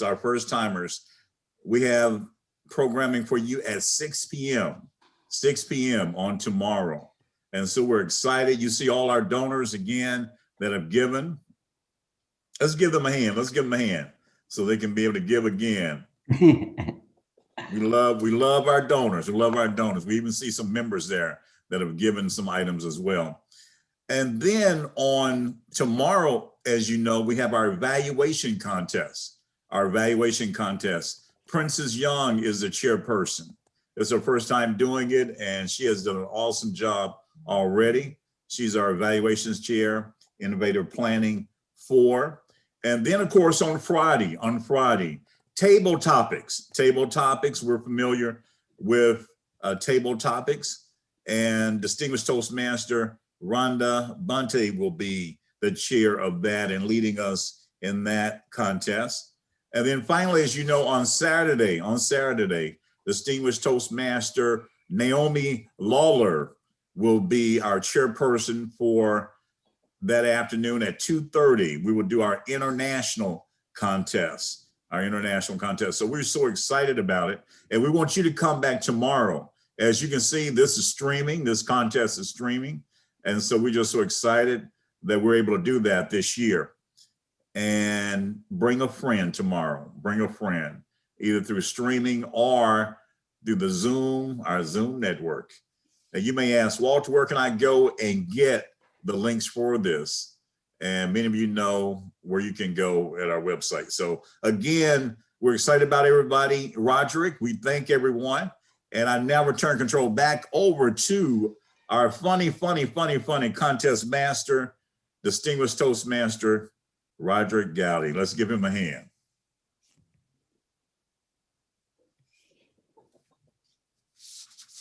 Thank you.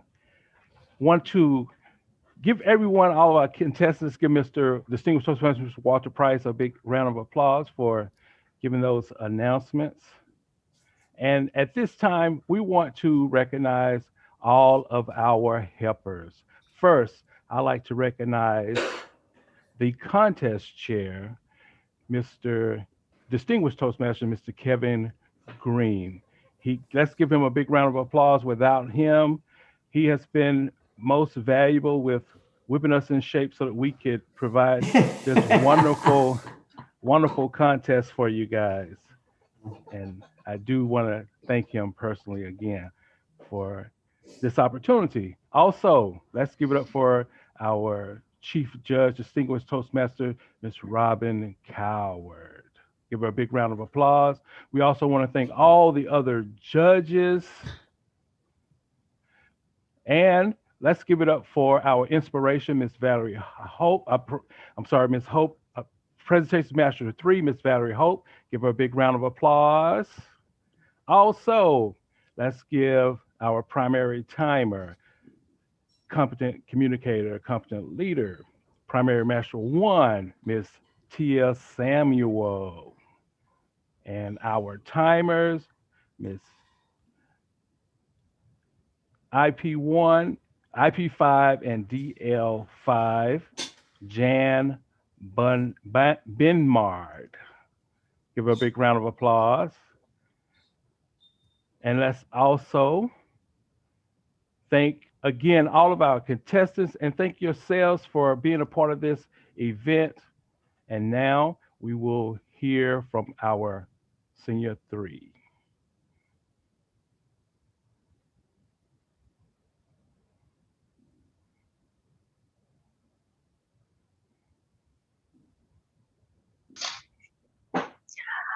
I'm happy to give some club growth updates, but I'm not quite sure how much time we have.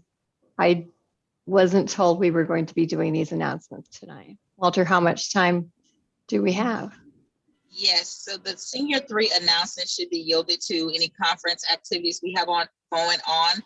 Have we talked about the schedule or coming up schedule? Yes, Walter did give that a schedule. Okay. Go ahead, Christy. And we'll just keep going until the chief judge is back in the room. Well, very good. We, as always, have more opportunities for club growth. We're not done yet. We have some clubs that have come online, new clubs, as well as reinstated, relaunched club, and opportunities for club mentors to help new clubs. If you have experience as a Toastmaster, help a brand new club be all they can be in the first 6 months. Let us know. You can sign up on the D50 website under Club Growth, or just send email myself or club mentor at dtm.org. We definitely are looking for more club mentors. We also have more bookstore bucks to award. If your club grows by 5 net over base, we have $50 in bookstore bucks. We're not done yet, folks. And I know there are more clubs that will qualify for that. So again, look at the D50tm.org website and you'll see more opportunities out there to give our encouragement. The open house award, if you have an open house and gain 2 members, just 2 within that month, we would like to award you with $25 in bookstore bucks. That could be your open house door prize or just something nice for your club members. So there are still opportunities out there that we'd love to have you take advantage and grow our clubs. We had a wonderful multi-club open house last Thursday night, and look for a follow-up to see more members come to various clubs from that. Advanced clubs were a part of that. If your Toastmasters experience has taken you to a certain level and you say, I can do more, try out an advanced club. You won't be sorry. It will definitely be worth your time with a variety of members with a lot of experience. We have different themes. We have over a dozen advanced clubs in District 50. So we can certainly help you out with directions on where and when they meet, where right now is online, but when they meet, and get you connected to a club that can help you grow even further. And at this point, I would like to turn the announcements back to our Program Quality Director, Walter Price, Distinguished Toastmaster Walter Price. Thank you so much, Christy. Really appreciate it. Really appreciate it so much. I just want to just share with you some of the things that our team is doing, your program quality team members. And many of you have participated in Webinar Wednesdays, and which is a great program, a program we started this year. And that's usually will be tonight if we didn't have our contest.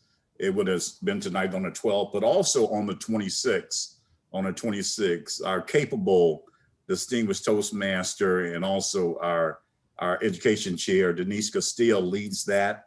That's the 12th and the 26th. And also on the 14th, if we didn't have our district table topics going on this week, new member orientation. Many of you said that's a great program, the 14th and the 28th of this month as well.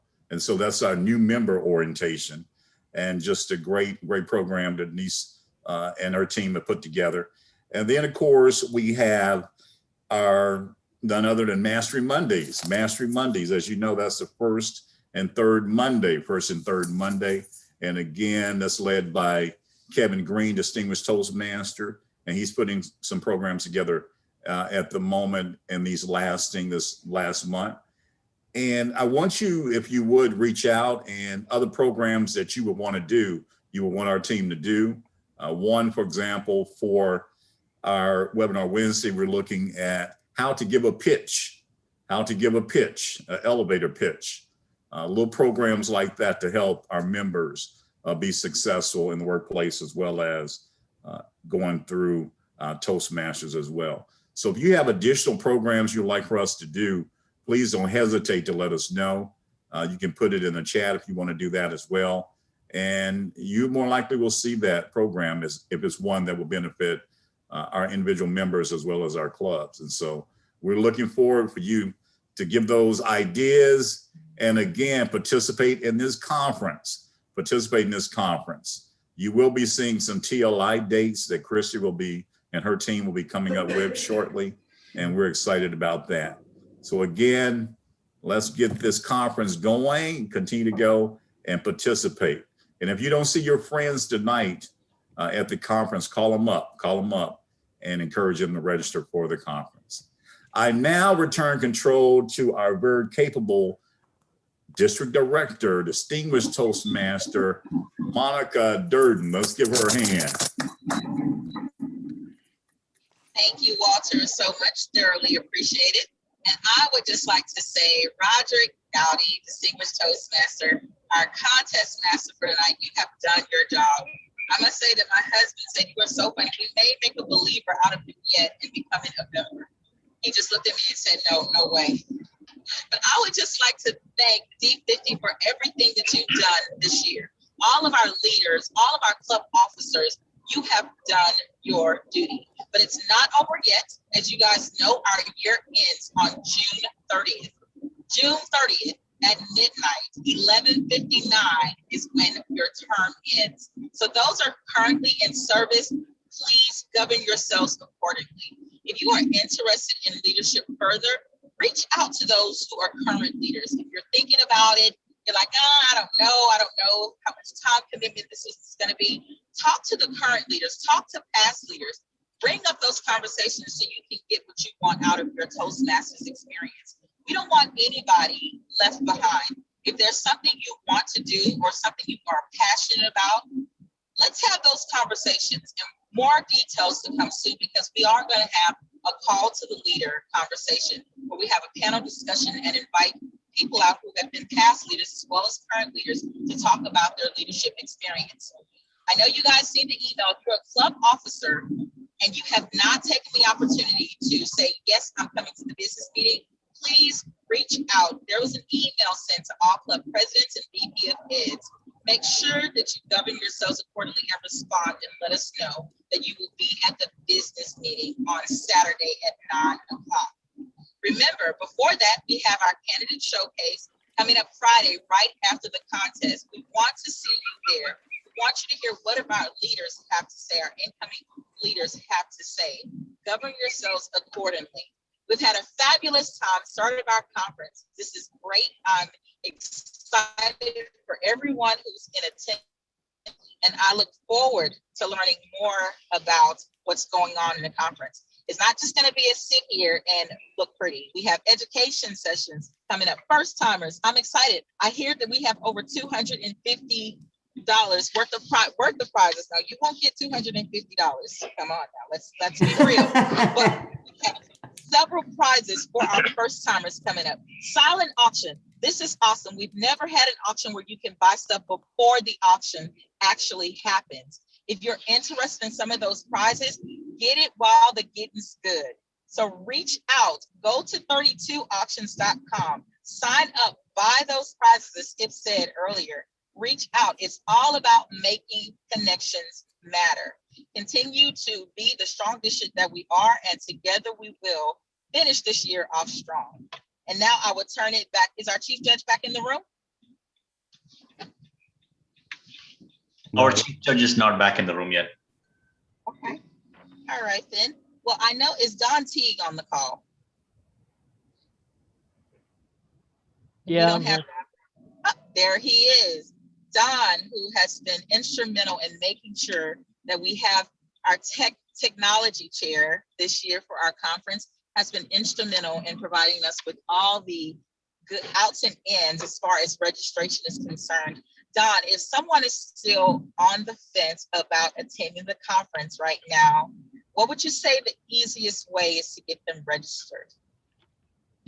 Go to store.d50tm.org/spring and follow the instructions there based on the videos and all of the text below it, and it will walk you through the process. All right. Thank you, Don, so much. We are looking forward to everybody registering for the conference. This is a great opportunity. I know we're still in the virtual world. Some of you are loving it. Some of you are hating it. I get it. Believe me, not all day long. But please be reminded, the only way to, there's still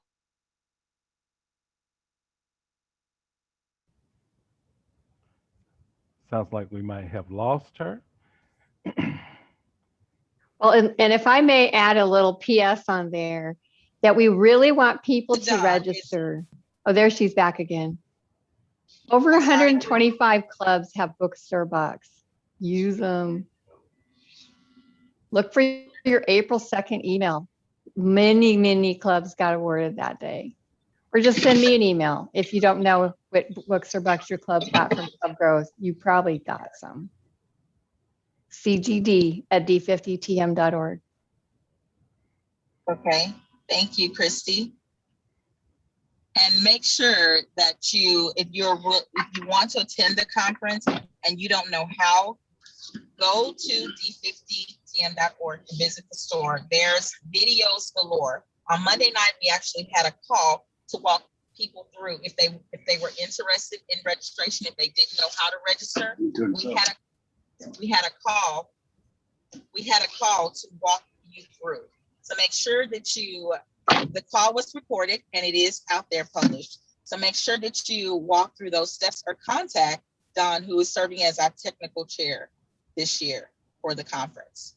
Do we have anybody on the call from First Timers? First Timers. Yes, Abby in the house. Woo! Yeah. All right, so I see in the audience a couple of people that attended our First Timers event today. All right. So tell me, how much fun do you have? Tell us more about what's going on in First Timers events. I can. I don't think she can hear us, right? Yeah, so I see a couple of people who attended the event today. Tell me how much fun we had. Go ahead, put your hands up in the air because I see you right here. Yeah, there you go. We have a lot of prizes, guys, so come on out tomorrow. If this is the first time you're attending the conference, I really encourage you to come out. We have raffles, 2-3 raffles per session, and we have this amazing, funny trivia game that I want you to play with us, and we just mingle and talk with each other. So please come on out, have fun. Tomorrow at 6 o'clock. 6 o'clock tomorrow. 6 o'clock. Be there or be square. And what about some of our other conference chairs? Is Naomi on the call to talk about our DTM ceremony?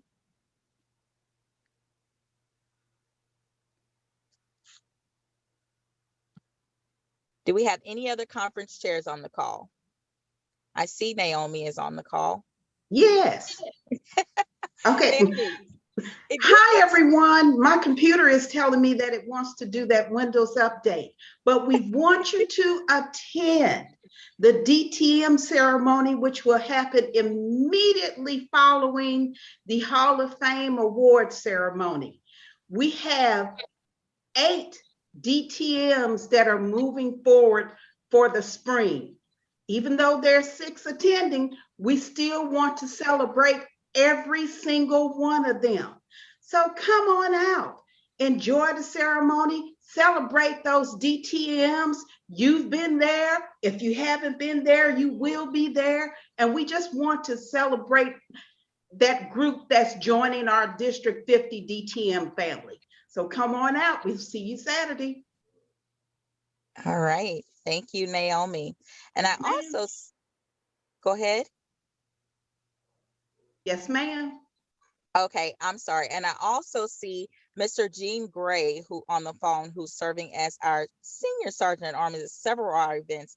Gene, how have you been able to juggle all that you have going on when it comes to setting up things for all these wonderful speakers that we have coming in, all these sessions that you're serving as senior sergeant at arms? How are you dealing with it? Monica, I got to confess, I don't know how I got so lucky to be working with some amazing conference chairs and co-chairs. My goodness, they're amazing. All of them. I mean, from first timers, Abby, to educational sessions, Denise, all of these amazing contest chairs. They're just so easy. They make it too easy to work with. I don't know where we found all these people, but I sure am glad we've got them, because I've been having a great time. They've made my job easy. They're just, the old saying, it takes a village to pull something off like this. But I've had some good trainers. Ram has trained me well. He's our senior sergeant of arms tonight. We got some great sergeant of arms tomorrow night. We got Rob Giles is going to be working that conference. But it's just been a blast tonight. And I agree with you. The contest master tonight has been fantastic. Nice. And I also would like to take the opportunity to recognize Marlene, who's done a fabulous job with Skip Mondragon and getting this silent auction going. And I can't stress it enough. And Marlene said it's 32 auctions. D50/D50 spring 2021. She put in the chat. Marlene, what prize were you most excited about? Auction item in this. I'm so glad you asked me, because I'm always full of enthusiasm, right? Here is what I know you really want to look at. If you've ever considered taking a hot air balloon ride, you need to bid on that on the silent auction. Now, if you're a little afraid of heights, after you get in the balloon, you can drink some champagne and think you're still on the ground. And if you want to scare the heck out of whoever you're with, because you can take somebody with you, it may be a good time to blackmail somebody by just getting them on that balloon ride. You still have an opportunity to bid on that and so many other wonderful things, from barbecue baskets, things for your kids, death by chocolate baskets. So if there's just a little something you've been looking for, I believe you're going to find it in the auction. Never too late to bid. You have until 12 o'clock the 15th. And after that, we're going to be looking for your money. So go out and bid. Go out and bid, people. Thank you, Monica, for allowing me to give a commercial. And thank you. And thank all of our conference team members who have worked relentlessly on this project. I know that it has been something scheduling not only one, but 2 events online. And people are like, oh, it's online. It's much easier. You guys don't have to worry. But I know the conference team has put in a lot of work. Martin Osai says, I want that hot air balloon ride. There's only one way to get it, Martin. You have to bid on it. Go to the bidding and bid. Thank you. And we also have Denise Castillo, who is on the call, who served as our quality education chair this year, who has done a fantastic job, has gone above and beyond the call of duty, and really got the opportunity to work with our speakers this year. Denise, if you could share, what should we look forward to as far as our education sessions are concerned? Thank you, Monica. We have 3 education sessions that are going on. I know you're going to want to attend all of them. Unfortunately, you can't unless you figured out a way to clone yourself. Our sessions are, we have I'm looking at my notes, Making Financial Connections Matter. Michael Pope, distinguished Toastmaster Michael Pope, he will be conducting that session. And then we have Making Meaningful Connections. That's with Nasheen Samatali. And then we have Charles Russell, who will be conducting the Connecting Increases Your Influence in Every Situation. I've had an opportunity to get just some tidbits and some snippets from it, and they all are absolutely amazing. Thank you, Denise, and Denise approves. Nice, I love it. We have a very important person on this call as well who has been working night and day, and it's called the Minute by Minute Chair. I don't know if you guys know, but we have a minute by minute. So everything that goes into this conference, this guy is the man. He is the person to go to minute by minute. He can tell you every detail of what's going on with this conference. And he's probably at a point where now he doesn't have it on his minute by minute because we're over time, right, Britt? So Britt, how have you been dealing with all the changes when it comes to the minute by minute? Britt Hall.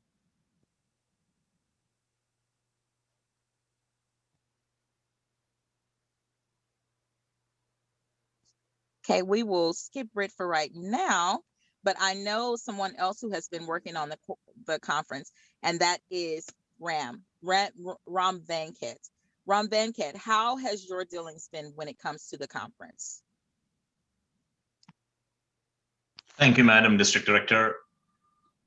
I don't know if I deserve any credit for anything. I'm just here to help out whoever needs any help with various things. I don't have a specific role per se. I'm happy to be Senior Sergeant at Arms for this particular contest. I've really enjoyed it. And I am looking forward to helping out anyone else who needs me for the next few days. So it's purely kind of a random jack of all kind of role that I'm doing. I'm happy to do it. I like it. I'm fairly new to Toastmasters still, just about 3 years, but I'm loving every minute of it. Thank you. All right. And I see that our contest chair is back in the room. But one more person that I would love the opportunity to talk to is Debbie Hutchinson, who's serving as our awards committee chair. As you guys know, it takes a lot of people to get this conference together. Debbie, who is the awards chair, and Mr. Darwin, who is her husband, is also her co-chair. If you guys could just share us just a little snippet of what we can expect from your area from the conference. I think that everybody is going to have to get their waving hands already because we have fantastic awardees and people who have shown us the way as outstanding officers, as DTMs, and as people who are going through their educational awards with gusto. Even during the pandemic, even during what we have gone through, they have persevered. And it's been an honor for us to see all these beautiful names in front of us and to know that they're encouraging each one of us to continue along our pathway until we get to our very own Hall of Fame announcement. All right. Thank you, Debbie, so much. And I love the way Ms. Darwin pointed at you. It's like, she'll do it. She'll give it. All right. With that being said, I know there are some people we missed, but hopefully tomorrow night we will get an opportunity to share more news about all the dealings that go behind the scenes when it comes to putting on a conference. If you're interested in serving in a conference role, please, please, please get with the people, and that will more than likely be Christy Peterson for next year. And now I will turn it back over to our contest master, contest chair. Thank you. Thank you. Let's give all of our senior three, Monica and the rest who are working on the conference, give them a big round of applause. And now the moment you have been waiting for, the announcement of the winners.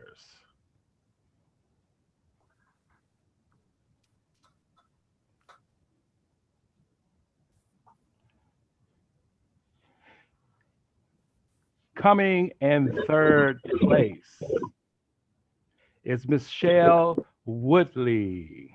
Let's give her a big round of applause.